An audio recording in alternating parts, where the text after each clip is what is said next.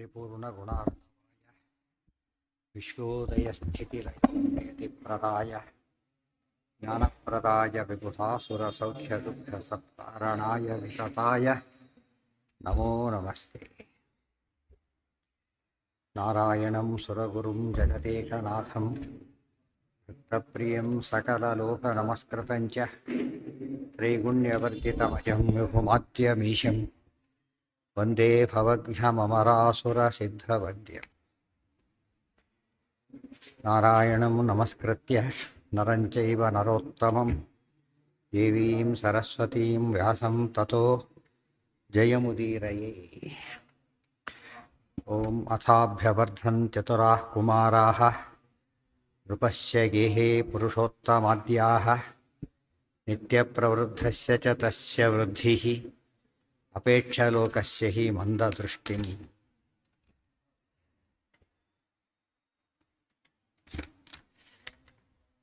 ಪ್ರಿಯಾಣಿ ವಸ್ತ್ರಾಣಿ ರಥಾನ್ ಸಕುಂಜರಾನ್ ಪರಾರ್ಘ್ಯರತ್ನಾನಿ ಅಖಿಲಸ್ಯ ಚೇಚಿಸುಃ ತದೌ ಚ ಕನ್ಯಾತ್ರಯಮುತ್ತಮಂ ಮುದಾ ತದಾ ಸ ರಾಮಾವರಜೇಭ್ಯ ಏವ. ಪ್ರಿಯಾಣಿ ವಸ್ತು ಪರಾರ್ಘ ಅಂತಲೂ ಇದೆ. ಅರ್ಘ ಅಂದರೂ ಮೌಲ್ಯ. ಅರ್ಘ ಪರಾರ್ಘ ಅಂತ ಹೇಳಿದರೆ ಬಹಳಷ್ಟು ಬೆಲೆ ಬಾಳ್ತಕ್ಕಂತಹ ರತ್ನಗಳನ್ನು ಕೊಟ್ಟ. ಇವತ್ತು ದದೌಚ ಅಖಿಲೇಶ ಚೇಚಿತು ಅಂತ ಹೇಳಿದ್ರಿಂದ ಭಾರಿ ಕೊಟ್ಟ ಅಂಥೇಳಿ ಇದು ಕೊಟ್ಟಿದ್ದು ಹೇಳಿದ್ದೆ ಹೊರತು ದೇವರಿಗೆ ಅದೇನೂ ಲೆಕ್ಕ ಅಲ್ಲ ಅಂತ ತಿಳಿಸೋಕ್ಕೋಸ್ಕರ ಅದನ್ನು ಹೇಳಿದರು. ದದೌಚ ಕನ್ಯಾತ್ರಯಮುತ್ತಮಂ ಮುದ ತಥಾ ಸ ರಾಮಾವರಜೇಭ್ಯ ಏವ. ಇನ್ನೂ 3 ಜನ ಕನ್ಯೆಯರನ್ನು, ಊರ್ಮಿಳಾ, ಮಾಂಡವಿ ಮತ್ತು ಶ್ರುತಕೀರ್ತಿ ಅಂಥೇಳಿ ಆ 3 ಜನಗಳನ್ನು ಕೂಡ ಕನ್ಯಾತ್ರಯಂ ಉತ್ತಮಂ ಮುದ, ಅವರು ಕೂಡ ಉತ್ತಮರಾದವರು, ಅವರನ್ನು ಮುದ ಬಹಳ ಸಂತೋಷದಿಂದ ಆ ಸಮಯದಲ್ಲಿ ಆತ ತದಾ ಸ ರಾಮ ವರಜೇಭ್ಯ ಏವ. ರಾಮ ಅವರಜ ತಮ್ಮಂದಿರು, ರಾಮನ ತಮ್ಮಂದಿರಿಗೆ 3 ಜನಕ್ಕೆ ಒಟ್ಟು ವಿವಾಹವನ್ನು ಮಾಡಿದ. ಇಲ್ಲಿ ಸ್ವಾರಸ್ಯ ಅಂದರೆ ರಾಮದೇವರ ಕಲ್ಯಾಣ ಆಯಿತು, ತಮ್ಮಂದಿರ ಕಲ್ಯಾಣ ಆಯಿತು. ಅದಕ್ಕೆ ದೇವರ ಕಲ್ಯಾಣ ಅವ್ರು ಏನಾಗುತ್ತಾಗ ಮನೆಯವರಿಗೂ ಕಲ್ಯಾಣ ಆಗುತ್ತೆ ಅಂತ, ಉಳಿದವರಿಗೆಲ್ಲ ಕಲ್ಯಾಣ ಆಗುತ್ತೆ. ಆದ್ದರಿಂದ ಯಾವುದೇ ಒಂದು ವಿವಾಹ ಇತ್ಯಾದಿಗಳಿಗೆ ಸಮಸ್ಯೆ ಇದ್ದಾಗ ಶ್ರೀನಿವಾಸ ಕಲ್ಯಾಣ ಶ್ರವಣಾದಿಗಳನ್ನು ಮಾಡೋದು, ದೇವರ ಕಲ್ಯಾಣ ರುಕ್ಮಿಣಿ ಕಲ್ಯಾಣ ಇತ್ಯಾದಿ ಮಾಡಿದರೆ ಏನಾಗುತ್ತಾಗ ನಿರ್ವಿಘ್ನವಾಗಿ ಮುಗಿದೋಗುತ್ತೆ ಅಂತ ಅರ್ಥ. ಮಹೋತ್ಸವ ಅಂತ ಅಥವಾ ಅನುಸಂಧಾನಕ್ಕೂ ಬರುತ್ತೆ. ಮುಖ್ಯ ಅನುಸಂಧಾನಕ್ಕೆ ಬರೋದ್ರಿಂದ ಪುಣ್ಯ ಭಾರಿ ಜಾಸ್ತಿ ಆಗುತ್ತೆ. ಅದೇ ಬಂದ ತಲೆಯಲ್ಲಿ ಕೂತಿರುತ್ತೆ, ಮಾಡಿದಾಗ ಅನುಸಂಧಾನ ಮಾಡೋದು ಭಾಳ ಸುಲಭವಾಗಿ ಸಾಧ್ಯ. ಮಹೋತ್ಸವಂ ತಂ ತ್ವನುಭೂಯ ದೇವತಾ ನರಾಶ್ಚ ಸರ್ವೇ ಪ್ರಯುರ್ಯಥಾಗತಂ ಪಿತಾ ಚ ರಾಮಸ್ಯ ಸುತೈಃ ಸಮನ್ವಿತೋ ಯಯಾವಯೋಧ್ಯಾಂ ಸ್ವಪುರೀಂ ಮುದಾ ತತಃ. ಮಹೋತ್ಸವಂ ತಂ ತು ಅನುಭೂಯ ದೇವತಾಃ ನರಾಃ ಚ ಸರ್ವೇ ಪ್ರಯಯುಃ ಯಥಾ ಆಗತಂ ಪಿತಾ ಚ ರಾಮಸ್ಯ ಸುತೈಃ ಸಮನ್ವಿತಃ ಯಥಾ ಯಯಾವಯೋಧ್ಯಾಂ ಸ್ವಪುರೀಂ ಮುದಾ ತತಃ. ತಂ ಮಹೋತ್ಸವಂತೂ ಅನುಭೂಯ, ಆ ಮಹೋತ್ಸವವನ್ನು ಅನುಭವಿಸಿ ಅಂದ್ರೇನು? ಅದರಲ್ಲಿ ಭಾಗವಹಿಸಿ ಸಂತೋಷ ಪಡೋದು ಅನುಭವಿಸಿ ಆಯಿತು. ವಿಷಯ ಕೇಳೋದು ಬೇರೆ, ಅದರಲ್ಲೇ ಪಾಲ್ಟಾಗೋದು ಬೇರೆ. ಅದಕ್ಕೋಸ್ಕರ ಅನುಭವವನ್ನು ಮಾಡಿ. ದೇವತಾ ನರಾಶ್ಚ ಸರ್ವೇ, ದೇವತೆಗಳು ಯಾಕೆ ಬೇರೆ ಆಗುತ್ತೆ? ಅನ್ನ ನೋಡ್ತಾನೆ, ಊಟ ಮಾಡ್ತಾನೆ, ಎಷ್ಟು ವ್ಯತ್ಯಾಸ ಇದೆ. ಅನ್ನ ನೋಡಿದರೆ ಹೊಟ್ಟೆ, ಅನ್ನ ನೋಡಿದಾಗ ಖುಷಿ ಆಗುತ್ತೆ, ಅದು ಊಟ ಆಗದವ್ರು ಏನಾಯಿತು ದುಃಖ ಜಾಸ್ತಿ ಆಗುತ್ತೆ ಇನ್ನೂ ಕೂಡ. ಅದ್ರ ಇದೆ ಏನ ಅನುಭವ ಅಂದರೆ ಏನು? ಪಾರ್ಟಿಸಿಪೇಟ್ ಮಾಡೋದು, ಆ್ಯಕ್ಟಿವ್ ಪಾರ್ಟಿಸಿಪೇಟ್ ಮಾಡೋದಕ್ಕೆ ಅನುಭವ ಅಂತ ಕರೀತಾರೆ. ಇವತ್ತು ಆ್ಯಕ್ಚುಲಿ ಅನುಭವಿಸೋದು ಬಂದು ನೋಡ್ಕೊಂಡು ಹೋಗ್ಬಿಡ್ತಾರೆ ಅಷ್ಟೇ. ಇನ್ವಾಲ್ವ್ಮೆಂಟ್ ಇರಬೇಕಾದ್ರೆ ಮದುವೆ ಓಡಾಡಬೇಕು, ಸಂಭ್ರಮ, ಅದೆಲ್ಲ. ಅದರಿಂದ ಅನುಕೂಲ, ಕೆಲಸ ನಡೆಯುತ್ತೆ, ಪುಣ್ಯವರಿ ಬರುತ್ತೆ. ನೋಡೋ ಪುಣ್ಯಕ್ಕೂ ಅದಕ್ಕೆ ಯಶೋಧ ಏನು ಮಾಡಿಲ್ಲೋ, ಹಿಂದೆ ಮದುವೆ ನೋಡಲಿಲ್ಲ ನಾನು, ಪಾರ್ಟಿಸಿಪೇಟ್ ಮಾಡಬೇಕು ಅಂತ ಮತ್ತೆ ಅವತಾರ ಮಾಡಿದ್ದೀರಿ ಅಂತ ಹೇಳೋದಿಲ್ಲ. ಅದರಲ್ಲಿ ಮದುವೆ ವಿಷಯ ಕೇಳಿದೆಲ್ಲ ಮಾಡಿದಲ್ಲ, ಮದುವೆ ಹೋಗಿಲ್ಲ ಅಂತ ಏನೂ ಇಲ್ಲ. ಪಾರ್ಟ್ ಸಿಕ್ಕಿಲ್ಲ ಆಕೆ, ಈ ಪಾರ್ಟ್ ಸಿಕ್ಕಿದೆ. ಅಲ್ಲಿ ಓಡಾಡೋದು ರೋಲೆಲ್ಲ ಸಿಕ್ತೀವಿ. ಆ ರೋಲ್ ಸಿಗೋದಕ್ಕೂ ಒಂದು ಆರ್ಗನೈಸಿಂಗ್ ಕಮಿಟಿ ಮೆಂಬರಾಗಿ ವರ್ಕ್ ಮಾಡೋದಕ್ಕೂ ಸುಮ್ಮನೆ ಒಬ್ಬ ಆಡಿಯನ್ಸ್ ಸೇರೋದು ಎಷ್ಟು ವ್ಯತ್ಯಾಸ ಇದೆ ಅಲ್ಲೇನ. ಇದು ಸುಮ್ಮನೆ ಶೋ ನೋಡೋದಾಗುತ್ತೆ ಹೊರತು ಅದರಲ್ಲಿ ಎಂಜಾಯ್ಮೆಂಟ್ ಏನು ಸಿಗೋದಿಲ್ಲ, ಸ್ಪೆಷಲ್ ಎಂಜಾಯ್ಮೆಂಟ್ ಸಿಗುತ್ತೆ. ತುಂಬ ಜನಕ್ಕೆ ಅದು ಅನುಭವ ಬರೋದಿಲ್ಲ. ಅದು ಈಗ ಕಾಲಕ್ಕೆ ಟ್ರೆಂಡ್ ಏನಾಗಿದೆ ಅಂದರೆ ತಾವು ದೊಡ್ಡ ಸಿ ತೋರಿಸಿ ಯಾವುದು ಮಾಡದೆ ಹೋದರೆ ಭಾರಿ ದೊಡ್ಡವರು ಅಂತ ಭಾರಿ ಬಂದುಬಿಟ್ಟಿದೆ. ಇನ್ನು ಮಾಡದೆ ಹೋದರೆ ಭಾರಿ ಸಣ್ಣವರು ಅಂತ ಅರ್ಥ. ಏನಾದರೂ ಒಂದು ಮಾಡಬೇಕು, ತಮ್ಮ ಕೈಯಿಂದ ಪಾರ್ಟಿಸಿಪೇಟ್ ಮಾಡೋದು ದೊಡ್ಡ ಇದು. ಅದಕ್ಕೆ ಅಳಿಲು ಸೇವೆ ಅಂತ ಕರೆಯೋದಿಲ್ಲ. ಆ್ಯಕ್ಚುಲಿ ಕಥೆ ಆದರೂ ಕೂಡ ಭಾಳ ಅರ್ಥ ಇದೆ ಅದರಲ್ಲಿ. ನಮಗೆ ಎಷ್ಟೇ ಇದರಲ್ಲಿ ಬರುತ್ತೆ ಅದರಲ್ಲಿ ಅಳಿಲು ಸೇವೆ ಕಥೆ ಅದು. ಇವರ ಸ್ವತಃ ಮುಂದೆ ಬರೋ ಕೃಷ್ಣ ದೊಡ್ಡ ಯಾಗವನ್ನು ಮಾಡಿದಾಗ ಎಲ್ಲರೂ ಕೂಡ ಏನು ಮಾಡಿ ಸಣ್ಣ ಸಣ್ಣ ಕಡ್ಡಿ ತೊಗೊಂಡು ಹೋಗ್ತಾ ಇದ್ದಾರೆ ಯಾರೋ ಇಷ್ಟೇ ಹೋಮಕ್ಕೆ. 60,000 ಜನ ವಾಲಕ್ಕೆ 60,000 ಜನ ಅವ್ರು ಇಷ್ಟೇ ಇರೋದು ಅವರೆಲ್ಲ. ಒಂದಿಷ್ಟೇ ಎಷ್ಟು ಕೋಲ್ ತೊಗೊಂಡು ಅಷ್ಟು ಜನ ತೊಗೊಂಡು ಹೋಗ್ತಾ ಇದ್ದಾರೆ. ಗೊತ್ತಾಯ್ತಾ? ನಮ್ಮದು ಒಂದು ಸೇವೆ ಆಗಲಿ ಅಂತೆ. 60,000 ಜನ ಇಷ್ಟೇ ತೊಗೊಳ್ತಾರೆ. ನಾವೇನು ತಿಳಿದು ನಮ್ಮದು ಕಡಿಮೆ ಆಗೋದಿಲ್ಲ, ಹೆಚ್ಚು ಅವ್ರು ಆಗೋದು ಯಾರಿಗೂ ಆಗೋದಿಲ್ಲ ಅಂತ ಆಗ್ಬಿಡುತ್ತೆ ಕಡೆಗೆ. ಸ್ವಲ್ಪ ಸೇರಿದರೆ ಏನಾಗುತ್ತೆ ಮುಂದೆ ಅದು ದೊಡ್ಡ ಕೆಲಸ ಆಗುತ್ತೆ. ಎಷ್ಟೋ ಸರ್ತಿ ಕೆಲವು ಲಗೇಜ್ ಎತ್ತಿರ್ತಾರಲ್ಲ, ಸುಮ್ಮನೆ ಕೈ ಹಿಡಿದಕ್ಕೂ ಸಪೋರ್ಟ್ ಸಿಗುತ್ತೆ. ಜಸ್ಟ್ ಸ್ವಲ್ಪ ಇದ್ದರೂ ಕೂಡ ಆಗ ಒಂದು ಸ್ವಲ್ಪ ಶೇರ್ ಆಗುತ್ತೆ ಲೋಡು. ಆ ಭಾವನೆ ಅದಕ್ಕೆ ಒಂದು ಯಾವ ಕಾರ್ಯ ಸಾಧಕರೋದು ಏನರ್ಥ, ಅದರ ಇನ್ವಾಲ್ವ್ಮೆಂಟ್ ಇದ್ದರೆ ಸಾಧಕರು. ಸುಮ್ಮನೆ ರಥ ಎಳಿಬೇಕಾದ್ರೆ ಇವರೇ ಹೇಳಿದ್ರು ಅಷ್ಟೇ ಬಿಟ್ಟರು ಅಷ್ಟೇ ಮುಟ್ಟಿ ಹೋಗ್ತಾರೆ. ಅದು ಏನೋ ಒಂದು ನೋಡೋರು ಒಂದು ಸಮಾಧಾನ, ಆ ಒಂದು ಭಾವನೆ. ಎಷ್ಟೋ ದಿನಕ್ಕೊಂದು ಸ್ವಲ್ಪ ಒಳ್ಳೆ ಮಾತಾಡಿದ್ರೆ ಸಾಕೇನೋ ಸತ್ತವ್ರು ಉತ್ಸಾಹ ಬಂದು ಗೊತ್ತಾನೆ. ಅದು ಮೆಂಟಲಿ ಅವರಿಗೆ ಒಂದು ಮಾರಲ್ ಕರೆಸ್ಕೊಡು. ಎಷ್ಟು ಸಾಧ್ಯ ಆಗುತ್ತೆ ಅಷ್ಟು ಮಾಡೋದು ಒಳ್ಳೆ ಕಾರ್ಯಗಳಿಗೆ. ಕೊನೆ ಹೇಳಿ ಭಾಗವತದಲ್ಲಿ ಬರುತ್ತದು. ತೀರ ಏನೂ ಮಾಡೋಕ್ಕಾಗ್ತಾ ಇಲ್ಲ ಅವರಿಗೆ, ಮಾಡಿ ಅಂತ ಹೇಳ್ತಾರೆ. ಅಷ್ಟಕ್ಕೆ ಸಂತೋಷ ಅವರಿಗೆ, ಅವನದು ಒಂದು ಪಾರ್ಟ್ ಅಷ್ಟರಲ್ಲೇ ಮಾಡಿ ಭಾರಿ. ಅವ್ರಿಗೆ ಏನೂ ಮಾಡೋಕ್ಕಾಗೋದಿಲ್ಲ, ಬರಲಿಕ್ಕೂ ಆಗೋದಿಲ್ಲ, ಏನೂ ಮಾಡೋಕ್ಕಾಗೋದಿಲ್ಲ, ಒಳ್ಳೆ ಕೆಲಸ ಮಾಡಿ ಅಂಥೇಳಿ ಎನ್ಕರೇಜ್ ಮಾಡಿದರೆ ಅದೊಂದು ಪುಣ್ಯ ಬರುತ್ತೆ ಅಂತ ಹೇಳ್ತಾರೆ. ಮತ್ತೆ ಅದು ಯಾವಾಗ ಅದು ಸಾಧ್ಯವಾಗದೆ ಹೋದಾಗ. ಬಟ್ ಸಾಧ್ಯವಾಗ್ತಿರಲಿಕ್ಕೆ ಸುಮ್ಮನೆ ಕೂತ್ಕೊಂಡ್ರೆ ಏನರ್ಥ, ಅದಕ್ಕೆ ಏನು ಪ್ರಯೋಜನ. ಪುಣ್ಯ ತೊಗೊಂಡು ನಾವು ಪುಣ್ಯದ ನಮಗೆ ಶೇರ್ ಸಿಗಬೇಕಾದ್ರೆ ಏನಾಗಬೇಕಾದ್ರಿಂದ ನಮ್ಮದು ರೋಲ್ ಇರಬೇಕು, ಏನಾದ್ರು ಒಂದಿಷ್ಟು ರೋಲ್ ಇರಬೇಕು. ಅದನ್ನು ಅರ್ಥ ಮಾಡಿಕೊಂಡ್ರೆ ಎಲ್ಲ ಕೆಲಸಗಳು ಸುಲಭ ಆಗುತ್ತೆ ಪ್ರತಿಯೊಬ್ಬರದ್ದು. ಈಗ ಕಾನ್ಸೆಪ್ಟ್ ಇಲ್ಲಿಗ ಕೆಲವೊಂದಂತೂ ಹಾಗೆ ಆ್ಯಂಟಿ ರೋಲ್ ಇರುತ್ತೆ, ಏನಾರು ಮಾಡಿ ಕೆಡಿಸ್ಬೇಕು ಆ ಥರ ಇರೋ ಅಂಥವ್ರು ಟ್ರೆಂಡು ಭಾರಿ ಜಾಸ್ತಿ. ತಮಗೇನೋ ಕೆಟ್ಟದಾಗಿರುತ್ತೆ, ಉಳಿದವ್ರಿಗೂ ಕೆಟ್ಟದ್ದು ಮಾಡಬೇಕು, ಕೆಟ್ಟದಾಗಬೇಕು ಅವರಿಗೆ. ಇದೆಲ್ಲ ಒಂಥರ ಆಸುರಿ ಪ್ರವೃತ್ತಿ ಅಂತ. ಹಾಂ, ಏನು ಹಾಂ ಹಾಂ ಯಾರು ಅಲ್ಲ, ಮುಂದೆ ನೋಡಿ ಏನಿದೆ ನೋಡಿ, ಅರ್ಥ ನೋಡಿ ಹೇಗಿದೆ ನೋಡಿ. ಅದಕ್ಕೆ ಮಹೋತ್ಸವಂ ತಂತು ಅನುಭೂಯ ದೇವತಾ ನರಾಶ್ಚ ಸರ್ವೇ ಪ್ರಿಯಯು ಯಥಾಗತಂ. ಎಲ್ಲರೂ ಕೂಡ ಹೇಗೆ ಬಂದರೂ ಹಾಗೆ ಹೋದರು. ನಮಗೇನು ಅನ್ಸುತ್ತೆ, ಸುಮ್ಮನೆ ಹೋದ ಸಿದ್ಧ ಹೋದ ಪುಟ್ಟ ತಂಡ ಪುಟ್ಟ ಅಂತ ಅಲ್ಲ. ಹಿಂದೆ ನೋಡಿ ಅಲ್ಲಿ ಅದು ಹೇಗೆ ಬಂದಿದ್ರು, ಭಾರಿ ಸಂಭ್ರಮದಿಂದ ಬಂದಿದ್ರು. ಅಷ್ಟೇ ಸಂಭ್ರಮದಿಂದ ಹೋದರು, ಅದು ಇಂಪಾರ್ಟೆಂಟ್. ಅರ್ಥ ಆಯ್ತಾ? ಈಗ ಯಾವುದೋ ಒಂದು ಇದಕ್ಕೆ ಕಾರ್ಯಕ್ರಮಕ್ಕೆ ಚೆನ್ನಾಗಾಗಲ್ಲ, ಏನೋ ಒಂಥರ ಮೂಡ್ ಕೆಟ್ಟೋಯ್ತು ಅಂತ ಹೇಳ್ತಾರೆ, ಆಗಲಿಲ್ಲ. ಅರ್ಥ ಆಯ್ತಾ? ಈಗ ತುಂಬ ನಿರೀಕ್ಷೆ ಮಾಡ್ಕೊಂಡು ಹೋಗಿರ್ತಾರೆ, ನಿರೀಕ್ಷೆ ತಕ್ಕಂತೆ ನಡೆಯೋದಿಲ್ಲ, ಅವಾಗೇನು ಡಿಸಪಾಯಿಂಟ್ ಆಗ್ತಾರೆ. ಇಲ್ಲಿ ಹಾಗಲ್ಲ, ಯಥಾ ಆಗತಃ ತಥಾ, ಹೇಗೆ ಬಂದರೂ ಹಾಗೆ ಹೊರಟೋರು. ಏನರ್ಥ ಅದಕ್ಕೀಗ? ಅಷ್ಟೇ ಸಂತೋಷ ಇತ್ತು ಅಂತ. ಬಂದಾಗ ಸಂತೋಷ ಇತ್ತು, ಹೋಗ್ಬೇಕಾದ್ರೆ ಅಷ್ಟೇ ಸಂತೋಷ ಇತ್ತು. ಅದು ಸಾಧನೆ ಅಂದರೆ ಅದು. ಆ ಪದಗಳು ನೋಡಿ ಸಾಮಾನ್ಯವಾಗಿ ನಮ್ಮ ಶಾಸ್ತ್ರ ಗ್ರಂಥಗಳಲ್ಲಿ ತುಂಬ ಸರ್ತಿ ಹೀಗೆ ಬರುತ್ತೆ, ಹೇಗೆ ಬಂದರೂ ಹಾಗೆ ಹೋದರು ಅಂತ. ಗೊತ್ತಾಯ್ತಾ? ಮೊದಲು ಏನು ವರ್ಣನೆ ಮಾಡಿರ್ತಾರೆ ನೋಡಿ, ಹಿಂದೆ ವರ್ಣನೆ ಮಾಡಿದರು.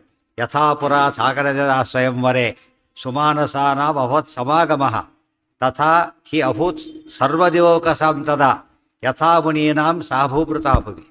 ಇದರ ಎಷ್ಟು ಸಂಭ್ರಮ ಇತ್ತಲ್ಲ, ಆ ಸಂಭ್ರಮದಿಂದ ಬಂದರು ಅಂತ ಹೇಳಿದ್ದಾರೆ. ಆ ಸಂಭ್ರಮ ಹಾಗೆ ಮೇಂಟೈನ್ ಆಯಿತು. ಅದು ನಿಜವಾದ ಯಶಸ್ಸು ಕಾರ್ಯಕ್ರಮ. ಒಂದು ಕೆಲಸ ಮುಗಿದ ಮೇಲೆ ಒಂದು ಯಶಸ್ಸು ಯಾಕೆ ಗೊತ್ತಾ?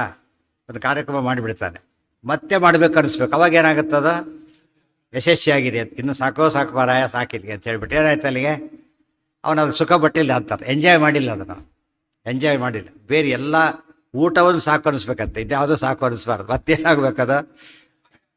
ಯಾಕಾದ್ರೂ ತಿಲ್ಲಕ್ಕಾಗಲ್ಲ ಬಿಟ್ಟುಬಿಡ್ತಾರೆ. ಉಳಿದೆಲ್ಲ ಏನು ಮಾಡ್ತಿರ್ಬೇಕಾದ್ರೆ ಇನ್ನೂ ಸಾಲದು ಅನಿಸ್ಬೇಕು. ಹಿಂದೆ ಮಾಡಿದ ಇನ್ನೂ ಚೆನ್ನಾಗಿ ಮಾಡಬೇಕು. ಆ ಭಾವನೆ ಬಂದಾಗ ಅದು ಅಂತ ಹೇಳಿದೆ. ಈ ಕೊಲೆಸ್ಟ್ರಾಲ್ ಒಳ್ಳೇದು ಕೆಟ್ಟದು ಅಂತ ಹೇಳ್ತಾರಲ್ಲ, ಅಂಥದ್ದಿರ್ಬೇಕು ಉತ್ಸಾಹ. ಹಿಂದೆ ಮಾಡಿ ಸಾಲದು ಅನ್ನೋದೇನೋ ಅತೃಪ್ತಿ. ಅತೃಪ್ತಿ ಯಾತಕ್ಕೋಸ್ಕರ? ಅದು ಇನ್ನೂ ಚೆನ್ನಾಗಿ ಮಾಡಬೇಕು ಅಂತೇಳಿ ಆ ಭಾವನೆ ಇದ್ದರೆ ಮಾತ್ರ ಅವ್ರು ನಿಜವಾಗ್ಲೂ ಮಾಡಿದ್ದಾನೆ ಅಂತ. ಏನೋ ಇಲ್ಲ ಕಾಟಾಚಾರಕ್ಕೆ ಮಾಡೋದು ಅಂತ ಹೇಳ್ತಾರಲ್ಲ, ಮಾಡಿ ಸದ್ಯ ಪೀಡೆ ಹೋಯ್ತು ಅಂತ ಬಿಟ್ಬಿಟ್ಟು ಅದು ತಪ್ಪು. ಯಥಾ ಆಗತಂ ತಥಾ ಪ್ರೇಯು. ಬಂದ ರೀತಿಯಲ್ಲೇ ಸಂಭ್ರಮದಿಂದ ಅವರು ತೆರಳಿದರು. ಪಿತಾಜ ರಾಮಸ್ಯ ಸುತೈಸ್. ಅದು ದುರ್ಯೋಧನಕ್ಕೆ ಹೋಗಿದ್ರು. ಮುಂದೆ ಬರುತ್ತೆ, ಪೌಂಡ್ರಿಕೆ ಆಗಕ್ಕೆ ಎಲ್ಲ ಋಷಿಮುನಿಗಳು ಹೋಗಿದ್ರು. ರಾಜಸೂಯಾಗಕ್ಕೆ ಹಾಕಿ ಹೋಗಿದ್ರು, ಅಲ್ಲಿಗೂ ಹೋದರು. ಆಮೇಲೆ ಏನು ಮಾಡಿದರು? ಬಂದರು, ಬೈಕೋತ ಬಂದರು ಉದ್ದಕ್ಕೆ. ಏನಂತ, ಇದು ಒಂದು ಯಾಗನಾ? ಇದು ಪಾಂಡವ್ರ ಯಾಗ ಎಲ್ಲಿ? ಈ ಯಾಗ ಎಲ್ಲಿ? ಅಲ್ಲಿ ಕೃಷ್ಣ ಇದ್ದ, 3 ರೂಪದಲ್ಲಿದ್ದ, ದೇವತೆಗಳೆಲ್ಲ ಬಂದಿದ್ದರು, ಎಷ್ಟು ಋಷಿಮುನಿಗಳಿದ್ದರು, ನೆನೆಸ್ತಾ ಇಲ್ಲಿ ಅಂಥವ್ರು ಒಬ್ಬರೇ ಒಳ್ಳೆಯವರು, ಎಲ್ಲ ಕೆಟ್ಟವರೇ, ದುಶ್ಯಾಸನ ಶಕುನಿ ಇಂಥವ್ರೆಲ್ಲ ಕೂಡ ಒಬ್ಬರ ಒಳ್ಳೆಯವ್ರು ಒಳ್ಳೆಯವ್ರು ಇರಬಾರ್ದಾ? ಈ ಬ್ರಾಹ್ಮಣರು ಹೋಗಿದ್ದು ಯಾತಕ್ಕೆ? ಎಕ್ಸಾಮ್ ಇದ್ದಾರೆ ಅವರು ಹೋಗಿ ಬಂದರು. ವ್ಯಾಲ್ಯೂ ಅಷ್ಟು ಬೇಡ, ಯಾರು ಬ್ರಾಹ್ಮಣರ ಬಾಯಲ್ಲಿ ಒಪಿನಿಯನ್ ಕೇಳಬೇಕಂತ. ಕಾರ್ಯಕ್ರಮಕ್ಕೆ ನಮಗೆ ಬೇರೆ ಯಾರು ಸಿಗೋದಿಲ್ಲ. ಕಾರ್ಯಕ್ರಮ ಹೇಗಾಯಿತು, ಅಲ್ಲಿ ಹೋದ ಬ್ರಾಹ್ಮಣರು ಒಳ್ಳೆ ಮಾತು ಬಂದು ಯಶಸ್ವಿಯಾಗಿದೆ ಅಂತ ಅರ್ಥ. ಅವ್ರು ಬಂದಿಲ್ಲ ಅನ್ನೋ ಕಾರ್ಯಕ್ರಮ ಸರಿ, ಅವರು ಅವರೇ ಜಡ್ಜಸ್ ಇದ್ದಾಗಲೇ ಆ ಭಾವನೆ ಬರಬೇಕು. ಇವ್ರು ಏನು ಅಂದ್ಕೊಂಡು ನಮಗೇನು ಅಂತ ಇರಬಾರ್ದು. ಒಂದು ಬ್ರಾಹ್ಮಣರು ಸಂತೋಷ ಪಡೋ, ಬ್ರಾಹ್ಮಣರು ಜ್ಞಾನಿಗಳು ಅಂತ ಕನ್ಸಲ್ಟ್ ಜ್ಞಾನಿಗಳು ಅದರಿಂದ ಒಪ್ಪಬೇಕು. ಬೈಕೋತು ಅದಕ್ಕಿಂತ ಸಂಬಂಧನೇ ಇಲ್ಲ ಅಂತ ಹೇಳಿದ್ರು ಕಡೆಗೆ. ಪೌಂಡರೀಕ ಯಾಗ, ಪುಂಡರೀಕಾಕ್ಷರಿಗೆ ಇನ್ವಿಟೇಷನ್ ಇಲ್ಲ. ಪುಂಡರೀಕ ಪರಮಭಕ್ತರು ಪಾಂಡವರು ಅವರಿಗೇ ಇಲ್ಲ. ಇದು ಯಾಗನ ಇದು ಅಂತ ಯಾರು ಉತ್ಸವ ಮಾಡ್ತಾರೆ ಆ ವ್ಯಕ್ತಿ ಆಬ್ಸೆಂಟ್ ಅಂದರೆ ಏನರ್ಥ? ಅದೇ ಆದರ್ಥದಲ್ಲಿ ಅವ ಸಂಭ್ರಮ ಇಲ್ಲ ಅವರಿಗೆ. ಅರ್ಥ ಆಯ್ತಾ? ಸಂಭ್ರಮ ಇರಬೇಕು. ಪ್ರತಿಯೊಂದು ಊಟ ಮಾಡಿದ, ಬಿಸಿ ಊಟ, ಆಸ್ಪತ್ರೆ ಸೇರಿದ, ಏನು ಸಂಭ್ರಮ ಇರುತ್ತೆ ಅಲ್ಲಿ ಆಗ? ಜೀರ್ಣ ಅದು ಹೇಳಿದ್ವು, ಒಂದು ಮಾತಿದೆ, ಊಟ ಮಾಡಿದ ಮೇಲೆ ಚೆನ್ನಾಗಿದೆ ಆಗಲೇ ಹೇಳಬಾರ್ದಂತೆ. ಜೀರ್ಣಮನ್ನಂ ಪ್ರಶಂಸಂತಿ, ಎಲ್ಲ ಜೀರ್ಣ ಸುಖ ಆವಾಗ ಚೆನ್ನಾಗಿತ್ತು ಅಂತ ಹೇಳಿ. ಯಾಕಂದ್ರೆ ಮಧ್ಯೆ ಏನಾಗುತ್ತೆ ಯಾರಿಗೆ ಗೊತ್ತಿ? ಮಧ್ಯೆ ದುರ್ಯೋಧನ ಊಟ ಆಗಬಾರ್ದಲ್ಲ, ವಿಷ ಆಗಿಬಿಟ್ಟಿದ್ರೆ, ಚೆನ್ನಾಗಿಲ್ಲದೆ ಹೋದರೆ, ಆರೋಗ್ಯ ಕೆಟ್ಟೋದ್ರೆ, ಅವಾಗಲೂ ಕೂಡ ಒಂದು ದೊಡ್ಡ ವಿಷಯ ಅಂದ್ರೆ ಹಾಗೆ. ವಿದ್ಯಾರ್ಥಿ ಕಾರ್ಯಕ್ರಮ ಮುಗಿದ್ಮೇಲೆ ಹೋಗಬೇಕಂತ. ಯಾಕೆಂದರೆ ಅವ್ರಿಗೆ ಏನು ಹಾಕ್ಕೊಡ್ರು, ಅಲ್ಲೇ ಇದಾಗಿ ಫಸ್ಟ್ ಟರ್ಮ್ ಬಂತು, ರ್ಯಾಂಕ್ ಬಂತು, ಸನ್ಮಾನ ಮಾಡಿಬಿಟ್ಟ, ಫಸ್ಟ್ ಟರ್ಮ್ ಬಂತು ಅಂತೇಳಿ ಫೇಲ್ ಆಗಿಬಿಟ್ಟು ಸನ್ಮಾನ ಸಮಾರಂಭದಲ್ಲೇ ಕಾಲ ಕಳೆದವನು. ಗೊತ್ತಾಯ್ತು? ಅದೇನಲ್ಲ, ಮುಂದೆ ಪ್ರಿಪ್ರೇಷನ್ ಅಷ್ಟೇ ಇದು. ಅರ್ಥ ಆಯ್ತಾ? ಕೋರ್ಸ್ ಮುಗಿದ ಮೇಲೆ ಮಾಡೋದಕ್ಕೂ ಮಧ್ಯೆ ಮಾಡೋದಕ್ಕೆ ಎಷ್ಟು ವ್ಯತ್ಯಾಸ ಇರುತ್ತೆ ಅಲ್ಲೇನು. ಎಷ್ಟೋ ಸರ್ತಿ ಕಾರ್ಯಕ್ರಮಗಳು ಅಂದರೆ ಕೆಲವು ಸಲ ವೇಸ್ಟ್ ಆಫ್ ಟೈಮ್ ಅದಾಗುತ್ತೆ. ಯಾತಕ್ಕೆ? ಎಷ್ಟೋ ಸಾಧನೆ ವಿಘ್ನ ಬರುತ್ತೆ ಅದರಿಂದ. ಗೊತ್ತಾಯ್ತು? ಅದು ಒಳ್ಳೆ ರೀತಿಯಲ್ಲಿ ಮಾಡಿದ್ರೆ ಭಾರಿ ಸಂತೋಷ. ಬರೀ ಪ್ರದರ್ಶನಕ್ಕಾದರೆ ವೇಸ್ಟ್ ಆಫ್ ಟೈಮ್ ಇದ್ದಾಗಲೇ ಅದು ಅದು ಬರೀ ಅತಿಶಯೋಕ್ತಿಗಳು, ಅದು ಅಸಂಬದ್ಧ ವಿಚಾರಗಳೇ ಜಾಸ್ತಿ ಇರೋದು. ಅರ್ಥ ಆಯ್ತಾ? ರೆಲೆವೆನ್ಸ್ ಇರೋದೇ ಇಲ್ಲ. ಯಾವನೋ ಬೆನಿಫಿಟ್ ತೊಗೊಂಡು ಹೋಗ್ತಾ ಇರ್ತಾನೆ, ಮುಖ್ಯ ಕಾರ್ಯಕ್ರಮ ಗೌಣ ಆಗಿಬಿಡುತ್ತೆ. ಹಾಗೆಲ್ಲ ಆಗಬಾರ್ದು. ಮಧ್ವನವಮಿ ಮಧ್ವಾಚಾರ್ಯ ಹೆಸರೇ ಇಲ್ಲ, ಇಂಥ ಮಧ್ವನವಮಿ ಆಗುತ್ತಾಗ ರಾಯರ ಹೆಸರೇ ಇಲ್ಲ. ಅದರಿಂದ ಅದು ಆ ಕಾರ್ಯಕ್ರಮಗಳು ಯಾವುದಕ್ಕೂ ಅದು ಮಿಸ್ಯೂಸ್ ಮಾಡ್ಕೊಂಡ್ಬಿಡ್ತಾರೆ. ಯಾರಿಗೋ ಒಂದು ಸನ್ಮಾನ ಅಂತ ಇಟ್ಕೊಂಡ್ಬಿಡ್ತಾರೆ. ಅದೇನು ಸನ್ಮಾನ, 3 ತಾಸು ಸನ್ಮಾನ ಒಬ್ಬರಿಗೆ, ಏನಾಗ್ತದೆ? ಏನಿರೋದಿಲ್ಲ. ಮಾಡಿ ತಪ್ಪಲ್ಲ. ಎಷ್ಟೊತ್ತಿಗೆ ಕೆಲಸ ಅದು? ಒಂದು ಗೌರ್ಮೆಂಟ್ ಫಸ್ಟ್ ಕ್ಲಾಸ್ ವ್ಯವಸ್ಥೆ ಮಾಡ್ತಾರೆ, ರಾಜ್ಯ ಮಾಡ್ತಾರಲ್ಲ, ಒಬ್ಬರು ಒಂದು ನಿಮಿಷದಲ್ಲಿ ಬಂದು ಹೋಗಿಬಿಡ್ಬೇಕು ಅಷ್ಟೇ. ಅವ್ರು ಕರೀತಾರೆ, ಅದು ಎದ್ದು ಬರೋ ಹೊತ್ತಿಗೆ ಅವ್ರು ವಿಷಯ ಓದಿಬಿಟ್ಟಿರ್ತಾರೆ, ಇಲ್ಲೇ ಕೊಟ್ಟು ಮುಗ್ತಾರೆ. ಮತ್ತು ಇವರು ಕರೀತಾರೆ, ಇವರಾಗಲ್ಲ ಮೊದಲು ಹೇಳು, ಆಮೇಲೆ ಹೇಳು, ಮುಂದೆ ಹೇಳು, ಮುಗಿಯೋವರೆಗೂ ಹೇಳು, ತಲೆ ಕೆಟ್ಟ ಹೋಗ್ಬಿಡುತ್ತೆ. ಅಂಥ ಗುಣಗಳು ಏನು ಇರೋದಿಲ್ಲ. ಅದರಲ್ಲಿ 90% ಸುಳ್ಳುಗಳಿರುತ್ತೆ. ಹಾಗೆ ಮಾಡಬಾರ್ದು. ಅದಕ್ಕೆ ಕಾರ್ಯಕ್ರಮಗಳು ಕೆಟ್ಟ ಹೋಗ್ಬಿಡುತ್ತೆ. ಅದು ಇದು ಬರೋದಿಲ್ಲ. ಅಲ್ಲಿ 60-70 ಜನಕ್ಕೆ 1 ಗಂಟೆಯಲ್ಲಿ ಮುಗಿಸ್ಬಿಡ್ತಾರೆ. ಇವರು ಒಬ್ಬರಿಗೆ 3 ತಾಸು ತಗೋತಾರೆ ಆಚೆ ಕಡೆ. ಅದು ಸರಿಯಲ್ಲ, ಅತಿಶಯೋಕ್ತಿ ಆಗುತ್ತೆ. ಒಂದು ದೊಡ್ಡ ಸವಾಲು. ಅದು ಸಂತೋಷ ಯಾರಿಗಾಗುತ್ತೆ? ಸಂಬಂಧಪಟ್ಟವರಿಗೆ ಅಷ್ಟೇ. ಉಳಿದರೆ ಪಾಪ ಮೆಸೇಜ್ ಕೇಳೋಕ್ಕೆ ಬಂದಿರ್ತಾರೆ. ಇದು ಮೆಸೇಜ್ ಆಚಾರ್ಯ ಯಾರು ಅಂತಲೇ ಗೊತ್ತಾಗದೆ ಹೋಗ್ಬಿಟ್ರೆ ಏನು ಮಾಡೋದು? ನಮ್ಮ ಜನ ಹೇಳ್ತಿರ್ತಾರೆ, ನಮ್ಮ ಕೊಲೀಗ್ಸ್ ಎಲ್ಲ ಬಂದಾಗ, ರಾರಣ್ಯ ಅಂತ ಹೇಳಿ ನಾವು ಏನೋ ತಿಳ್ಕೊಳ್ಳೋಕ್ಕೆ ಅಂತ ಹೋದ್ರಲ್ಲಿ ಏನು ಇದು ಹಾಕಿ ಭರತನಾಟ್ಯ ಇತ್ತು, ಸಂಗೀತ ಕಚೇರಿ ಇತ್ತು, ರಾಯರ ಬಗ್ಗೆ ಏನು ಗೊತ್ತೇ ಆಗಲಿಲ್ಲ ನಮಗೆ.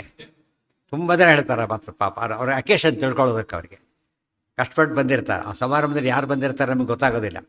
ಬಟ್ ಆ್ಯಕ್ಟಿವಿಟಿ ಹೇಗಿರಬೇಕು? ಭಾಳ ಜಿಜ್ಞಾಸುಗಳು ಬಂದಿರ್ತಾರೆ.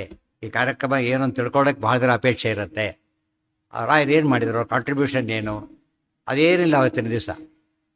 ರಾಯರ ಹೆಸರು ಬರದಂತೆ ರಾಯರ ಹಾಡು ಒಂದು ಹೇಳಿದರೆ ಆ ಸಂಗೀತ ಮನುಷ್ಯ ಹೋಗ್ಬಿಟ್ಟಿರ್ತಾರೆ. ಇವರು ಅದು ಯಾತಕ್ಕೆ ಅಂದರೆ ಆಭಾಸ ಅಂತೀವಲ್ಲ, ಹಾಗೆ ಅದು ಅವ ತೃಪ್ತಿ ಸಿಗೋದಿಲ್ಲ. ಪ್ರೇಯು ಯಥಾ ಆಗತಂ ಪಿತಾ ಚ ರಾಮಸ್ಯ ಸುತೈ ಸಮನ್ವಿತಃ ಯಯೌ ಅಯೋಧ್ಯಾಂ ಸ್ವಪುರೀಂ ಮುದಾ ತತಃ. ನೋಡಿ, ದಶರಥ ಮಾಡಿ ಸಂತೋಷದಿಂದ ಹೊರಟ. ಗೊತ್ತಾಯ್ತಾ? ಏನಾದ್ರು ಸಂತೋಷ, ಮೊದಲು ಸಂತೋಷ ಏನಿತ್ತು? ರಾಮದೇವರಿದೆ. ಈ ಸೀತಾದೇವಿ ಬಂದ ಸಂತೋಷ ಜಾಸ್ತಿ ಆಗಲಿಲ್ಲ. ಈಗ ನಾರಾಯಣ ಲಕ್ಷ್ಮೀದೇವಿ ಬಂದಾಗ ಎಷ್ಟು ಸಂತೋಷ ಆಗಿರಬೇಕು. ಅದರಿಂದ ಬುಧ ಭಾರಿ ಸಂತೋಷದಿಂದ ಹೊರಟ. ಪಿತಾ ಚ ರಾಮಸ್ಯ ಸುತೈ ಸಮನ್ವಿತಃ. ನಮಗೇನು ಅನಿಸುತ್ತೆ? ಜನಕರಾಜರು ಏನಿಲ್ಲ, ಸೀತಾ ಕಳ್ಕೊಬಿಟ್ಲು ಅಂತ ಕೇಳಿದ್ರಿಲ್ಲ, ತೃಪ್ತಿ ಇದೆ ಆತನಿಗೆ. ಯಾರಿಗೆ ಕೊಡಬೇಕು ಅವ್ರಿಗೆ ಕೊಟ್ಟ. ಯಾರಿಗೆ ಕೊಡಬೇಕು ಸಂಪತ್ತನ್ನು? ದೇವರಿಗೆ ಕೊಡಬೇಕು. ಲಕ್ಷ್ಮೀದೇವಿ ನಾರಾಯಣನ ಕೊಟ್ಟ. ಅದು ದೊಡ್ಡ ತೃಪ್ತಿ. ಅದು ದೊಡ್ಡ ಜವಾಬ್ದಾರಿ ಇದ್ದಾಗ ಅವರಿಗೂ ಸಂತೋಷ, ಇವರಿಗೂ ಸಂತೋಷ. ಈ ಅದೇ ದಾನ ಕೊಟ್ಟ ಸಂತೋಷ, ತಗೊಂಡ ಸಂತೋಷ. ಒಬ್ಬರಿಗೆ ಅತೃಪ್ತಿ ಬಂದರೂ ಅದು ಕೆಲಸ ಕೆಟ್ಟೋಯ್ತು ಅಂತ, ಅದು ಕಾರ್ಯಕ್ರಮ ಕೆಟ್ಟೋಯ್ತು. ನಿಜವಾದ ಅರ್ಥದಲ್ಲಿ ಸಂತೋಷ ಇರಬೇಕು ಪ್ರತಿಯೊಬ್ಬರಿಗೂ ಕೂಡ. ದದಾತಿ ಅರ್ಚಿತವೇ ಯೋ ದದಾತಿ ಅರ್ಚಿತಂ. ಕೊಡಬೇಕು, ಭಾಳ ಗೌರವದಿಂದ ಕೊಟ್ಟ. ಇಸ್ಕೊಳ್ಳುವಾಗ ಹೇಗೆ ಇಸ್ಕೊಂಡ ಇವನೀಗ? ಇದೇನು ಹಾಗಲ್ಲ ಅಲ್ಲ. ಮತ್ತೆ ಗೃಹಾತಿ ಅರ್ಚಿತಮೇವಚ. ಗೌರವ ತಾವು ಭೋ ಸ್ವರ್ಗಂ ಯಾತಃ. ಇಸ್ಕೊಂಡಿದ್ದಕ್ಕೂ ಪುಣ್ಯ ಅವನಿಗೆ, ಕೊಟ್ಟಿದ್ದಕ್ಕೂ ಪುಣ್ಯ. ಅವನ ಅಹಂಕಾರದಿಂದ ಕೊಟ್ಟೆ, ಅವ್ರು ತಿರಸ್ಕಾರದಿಂದ ತಗೊಂಡ. ಮತ್ತೇನು ದೇವತೆಗಳಲ್ಲಿ ಶಾಪ ಹಾಕ್ತಾರೆ, ಅದಕ್ಕೆ ದುಡ್ಡು ಹೋಯ್ತೆ, ವಸ್ತು ಹೋಯ್ತೆ ಹೊರತು ಅವ್ರಿಗೆ ಪುಣ್ಯ ಬರಲಿಲ್ಲ. ಅದೆಲ್ಲ ಕಾನ್ಸೆಪ್ಟ್ ಹೇಳೋದಕ್ಕೆ ಕನ್ಯಾದಾನ ಆಗಿರಬೇಕು. ಮಾಡಿ ಸಂತೋಷದಿಂದ ಹೊರಟ. ಸ್ವಪುರಿಂ ತನ್ನ ಪಟ್ಟಣಕ್ಕೆ ಹೊರಟ. ಯಯೌ ಅಯೋಧ್ಯಾಂ, ಅಯೋಧ್ಯೆ ಯಾವುದು? ಸ್ವಪುರಿ. ಸ್ವಪುರಿ ಅಂದರೆ ಅನುಸಂಧಾನ ಏನಿತ್ತು ಆತನಿಗೆ? ಸ್ವಹ ಅಂದರೆ ದೇವರು, ದೇವರ ಮನೆ. ಅಲ್ಲಿ ಹೋಗ್ಬೇಕಾದ್ರೆ ಯಾವ ಭಾವನೆ ಇತ್ತು ಆತನಿಗೀಗ? ಸ್ವಪುರಿ. ಮತ್ತು ಅಯೋಧ್ಯೆ ಅಂದರೆ ತನ್ನ ಪುರಿ ಆಯ್ತದು, ಮತ್ತೆ ಸ್ವಪುರಿ ಅಂತ ಯಾಕೆ ಹೇಳಬೇಕು ಅಂದರೆ ರಾಮನ ಊರದು, ಗೊತ್ತಾಯ್ತಾ? ಅದು ಸಂಕಲ್ಪ ಮಾಡ್ಕೊಂಡಾಗಿತ್ತಿನ ಏನಂತ ಸ್ವಲ್ಪ ರಾಮನ ಪಟ್ಟಾಭಿಷೇಕ ಮಾಡಬೇಕು ಅಂತೇಳಿ. ನಮ್ಮದಲ್ಲ ಈ ಭಾವನೆ ಇಟ್ಕೊಂಡಿದ್ದರಿಂದ ಸ್ವಪುರಿ ಎಲ್ಲ ದೇವರದೇ ಹೊರತು ನಮ್ಮದಲ್ಲ. ಸಮನ್ವಿತ ಸುತೈಹಿ ಸಮ್ಯಕ್ ಅನ್ವಿತ ಕೂಡ್ಕೊಂಡು ಹೊರಟ. ಸಂಬಂಧರು ಮತ್ತು ನಾರಾಯಣ. ಪಿತಾಚ ರಾಮಸ್ಯ ಸುತೈ ಸಮನ್ವಿತೋ ಯಯೌ ಅಯೋಧ್ಯಾಂ ಸ್ವಪುರೀಂ ಮುದಾ ತತಃ ತದಂತರೇ ಸೋಥ ದದರ್ಶ್ಯ ಭಾರ್ಗವಂ ಸಹಸ್ರಲಕ್ಷಾಮಿತ ಭಾನುದೀಧಿತಿಂ ವಿಭಾಸಮಾನಂ ನಿಜರಶ್ಮಿ ಮಂಡಲೇ ಧನುರ್ಧರಂ ದೀಪ್ತ ಪರಶ್ವಧಾಯುಧಂ. ತದಂತರೇ ಸೋ ಅಥ ಸಹ ಅಥ ದದರ್ಶ ಭಾರ್ಗವಂ ಸಹಸ್ರಲಕ್ಷಾಮಿತ ಭಾನು ದೀಧಿತಿಂ ವಿಭಾಸಮಾನಂ ನಿಜರಶ್ಮಿ ಮಂಡಲೇ ಧನುರ್ಧರಂ ದೀಪ್ತ ಪರಶ್ವಧಾಯುಧಂ. ಅಥ ಮತ್ತೆ ಇನ್ನೊಂದು ಮಂಗಳ ಕಾರ್ಯ, ಪರಶುರಾಮ ರಾಮದೇವರ ಸಂದರ್ಶನ. ಈಗ ಮತ್ತೊಂದು ದೊಡ್ಡ ಪತಿ ಅಥ ಮತ್ತೆ ಹೇಳ್ತಾನೇ ಹೋಗ್ತಾರೆ. ಪ್ರತಿಯೊಂದು ಏನದು ಹೊಸ ಹೊಸ ಸಂಭ್ರಮದ ಸಮಾಚಾರಗಳು ಅಂತ ಅರ್ಥ. ತದಂತರೆ ಈ ಮಧ್ಯದಲ್ಲಿ ಅಂದರೆ ಊರಿಗೆ ಹೋಗಿ ಮುಂಚಿತವಾಗಿ ದಾರಿಯಲ್ಲಿ ಅಂತ ಅರ್ಥ. ತಂದ ಮಾರ್ಗ ಮಧ್ಯದಲ್ಲಿ ಸಹ ದಶರಥ ರಾಜ ದದರ್ಶ ಭಾರ್ಗವಂ ದದರ್ಶ. ಭಾರ್ಗವ ಪರಶುರಾಮ ದೇವರನ್ನು ಕಂಡ.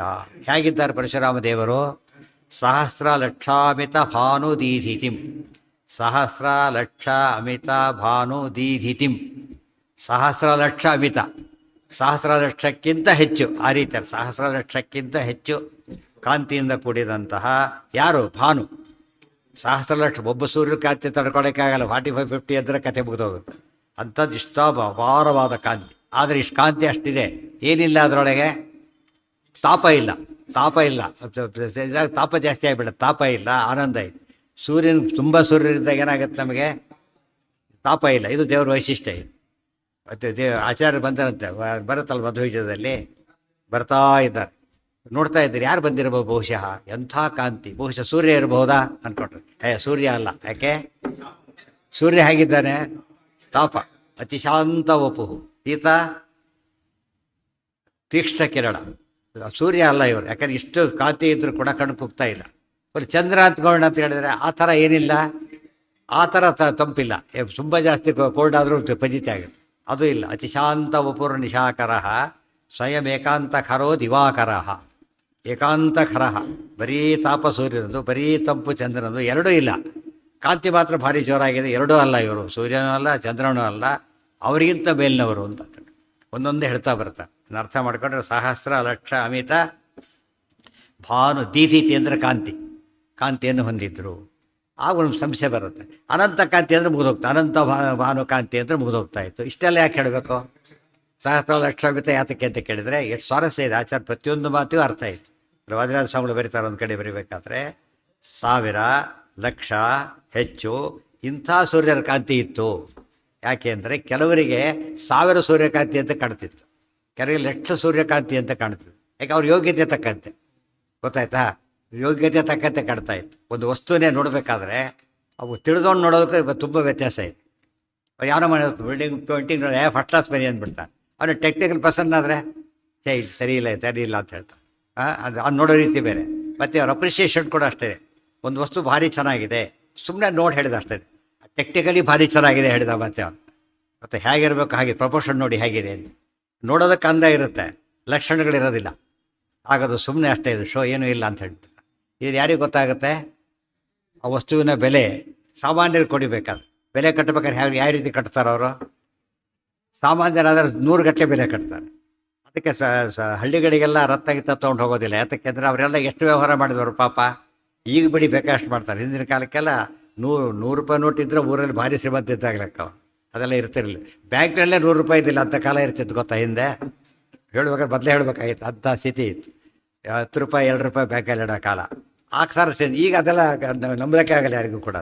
ಅದು ಚೇಂಜ್ ಆಯಿತು ಕಾಲ. ಅವರ ಯೋಗ್ಯತೆಗೆ ತಕ್ಕಂತೆ ಸಹಸ್ರ ಲಕ್ಷ ಅಮಿತ ಕಾಂತಿ. ಪುಸ್ತಕ ಓದ್ತೀರಿ, ಕಣ್ಣು ಕ್ಲಿಯರ್ ಇದ್ದವ್ರು ನೋಡೋದು ಹೇಗಿರುತ್ತೆ, ಸ್ಪೆಕ್ಸ್ ಹಾಕೊಂಡು ನೋಡೋದು ಹೇಗಿರುತ್ತೆ, ಸೂರ್ಯ ಇಟ್ಕೊಂಡು ನೋಡೋದು ಹೇಗಿರುತ್ತೆ. ವಸ್ತು ಅದೇ, ವಸ್ತು ಚೇಂಜ್, ಆಬ್ಜೆಕ್ಟಿವ್ ಡಿಫ್ರೆನ್ಸ್ ಇಲ್ಲ, ಬಟ್ ಇನ್ನು ಸಬ್ಜೆಕ್ಟಿವ್ ಡಿಫ್ರೆನ್ಸ್ ಬರುತ್ತೆ. ಅದು ಅಧಿಕಾರಿಗಳ ಯೋಗ್ಯತೆ ಹಾಗಿಲ್ಲ. ಅದೆಲ್ಲರೂ ಒಂದೇ ರೀತಿ ಇದ್ರೆ ಏನಾಗ್ತಿತ್ತು, ವಾಯುದೇವರು ನೋಡೋದಕ್ಕೂ ಎಷ್ಟು ವ್ಯತ್ಯಾಸ ಇದೆ. ಈಗ ಸುಧಾ ಪರಿಮಳ ರಾಯರಿಗೆ ಅರ್ಥ ಆಗಾಗೆ ಸಾಮಾನ್ಯ ಹೇಳ್ಬೇಕು ಹೇಗಿರುತ್ತೆ. ರಾಯರು ದೊಡ್ಡ ವಿದ್ಯಾರ್ಥಿ ಎಂತೆಂಥ ಜ್ಞಾನಿಗಳಿದ್ರು, ಅವರೆಲ್ಲ ನೋಡೋ ರೀತಿಯೇ ಬೇರೆ. ಇವತ್ತು ಪುರಂದರದಾಸ ಸಂಗೀತ ಬಂದವರು, ಶಾಸ್ತ್ರ ಬಂದವರು ನೋಡೋದು ಬೇರೆ, ಸುಮ್ಮನೆ ಓದ್ಕೊಂಡು ಹೋಗೋದು ಬೇರೆ. ಅವರು ಅದು ಚೆನ್ನಾಗಿದೆ ಅಂತ ಎಲ್ಲರೂ ಹೇಳ್ತಾರೆ, ಅದು ಕರೆಕ್ಟೇ. ಆದರೆ ಅಲ್ಲಿ ತಾರತಮ್ಯ ಇದೆ. ದೇವರ ದರ್ಶನದಲ್ಲೂ ಏನಿದೆ ತಾರತಮ್ಯ. ಆಚಾರ್ಯ ವಿಶ್ವರೂಪ ತೋರಿಸಿದಾಗ ಕೂಡ ಅರ್ಜುನಿಗೆ ಕಂಡ ಕ್ಲಾರಿಟಿ ಬೇರೆ, ಮೇಲವ್ರಿಗೆ ಕಂಡ ಕ್ಲಾರಿಟಿ ಬೇರೆ, ಕೆಳವ್ರಿಗೆ ಕಂಡ ಕ್ಲಾರಿಟಿ ಬೇರೆ. ದುರ್ಯೋಧನಿಗೆ ಕ್ಲಾರಿಟಿ ಕಣ್ಣೆ ಮುಚ್ಕೊಂಡ್ಬಿಟ್ರು, ನೋಡಲಿಕ್ಕೆ ಆಗಲಿಲ್ಲ ಉದ್ಯೋಗ ಪರ್ವದಲ್ಲಿ. ಇಂತ ಅರ್ಥ ಮಾಡ್ಕೊಂಡ್ರೆ ಹೇಳೋ ಪ್ರತಿ ಪದದಲ್ಲೂ ಏನಿರುತ್ತೆ ಸ್ವಾರಸ್ಯ ಇರುತ್ತೆ. ಸಹಸ್ರ ಲಕ್ಷಾಮಿತ ಭಾನು ದೀಧಿತಿಮ್ಮ ಏನ ಅದೇ ಹೇಳಿದ್ದು. ಇದೆಲ್ಲ ಅದೇ ರೀತಿ ಅರ್ಥ ಮಾಡ್ಕೋಬೇಕು ಅಂತ. ಇದು ಆಚಾರ ಮಾತಿದ್ದು ಆಚಾರ ಮಾತಾದ್ದರಿಂದ ಅದಕ್ಕೆ ಅರ್ಥ ಮಾಡ್ಕೊಳ್ಳು. ಹೌದು ಹೌದು ಹೌದು ಹೌದು. ಯಾತಕ್ಕೆ ಹೈಲೈಟ್ ಮಾಡಿದರೆ ಈಗ ರಾಮನ ಬಗ್ಗೆ ಗೊತ್ತಾಗಿದೆ ಅವರಿಗೆ. ಈಗ ಬಂದವರು ಯಾರೋ ಅಲ್ಲ, ಹೇಗಿದ್ದಾರೆ ಅವರು ಹಾಗೆ ಇದ್ದಾರೆ, ಇಬ್ಬರು ಒಂದೇ ಅಂತ ಅರ್ಥ. ಇದೇ ಕಾಂತಿ ಅಲ್ಲೇ ಇದೆಯಲ್ಲ, ದೊಡ್ಡ ಅತಿಥಿ ಕೂತಿದ್ದಾನೆ ಮಾಡ್ತಾ ಇರ್ತಾರೆ, ಇನ್ನೊಬ್ಬರು ಅತಿಥಿ ಬಂದ ಅಂಥವರೇ ಕಾಣಿಸ್ತು, ಓಹ್ ಇವರು ಹಾಗೆ ಇದ್ದಾಗ ಕಾಣಿಸ್ತಾ ಅಂತ ಹೇಳ್ತಾರಲ್ಲ ಹಾಗೆ. ಇಲ್ಲಿದ್ದವ್ರು ನೋಡಿ ಆಗಿದೆ. ಈಗ ರಾವಣನ ಎಷ್ಟೊತ್ತು ಮಾಡಿ ಆಗಿದೆ. ಅಥಾಭ್ಯವರ್ತನ್ ಚತುರಾಃ ಕುಮಾರಾಹ ಅದೆಲ್ಲ ಹೇಳಿದಾರಲ್ಲ ಈಗಾಗಲೇ. ವಿಶೇಷತೋ ರಾಮ ಮುಖೇಂದು ಬಿಂಬಂ ರಾಜ ಕೃತಕೃತ್ಯ ಆಸಿ ಎಲ್ಲ ಹೇಳಿಬಿಟ್ಟಿದ್ದಾರೆ. ಆದ್ದರಿಂದ ಪರಶುರಾಮ ದೇವರು ಫಸ್ಟ್ ಟೈಮ್ ನೋಡ್ತಿದ್ದಾರೆ ಇವರೆಲ್ಲ ಪರಶುರಾಮ ದೇವರನ್ನು. ಅವರಿಗೆ ಆದ ಅನುಭವ ಇದೆ. ವಿಭಾಸಮಾನಂ ನಿಜರಸ್ಪಿ ಮಂಡಲೇ. ಮತ್ತೆ ಹೇಗಿದ್ದಾರೆ ಅವರು? ವಿಭಾಸಮಾನಂ, ಅದಕ್ಕೆ ಎರಡರ್ಥ. ಭಾಸಮಾನ ಅಂದರೆ ಹೊಳೆಯೋದು, ವಿ ಅಂದರೆ ವಿಷ್ಣು, ದೇವರಂತೆ ಕಾಣ್ತಾ ಇದ್ದಾರೆ, ದೇವರೇ ಅವರು ಬಂದಿರೋದು. ವಿಭಾಸಮಾನಂ. ಮತ್ತು ನಿಜರಶ್ಮಿ ಮಂಡಲೆ. ಕೆಲವರಿರ್ತ ಅಲಂಕಾರ ಹಾಕೊಳ್ಳೋದು ಭಾರಿ ಶೋಭೆ.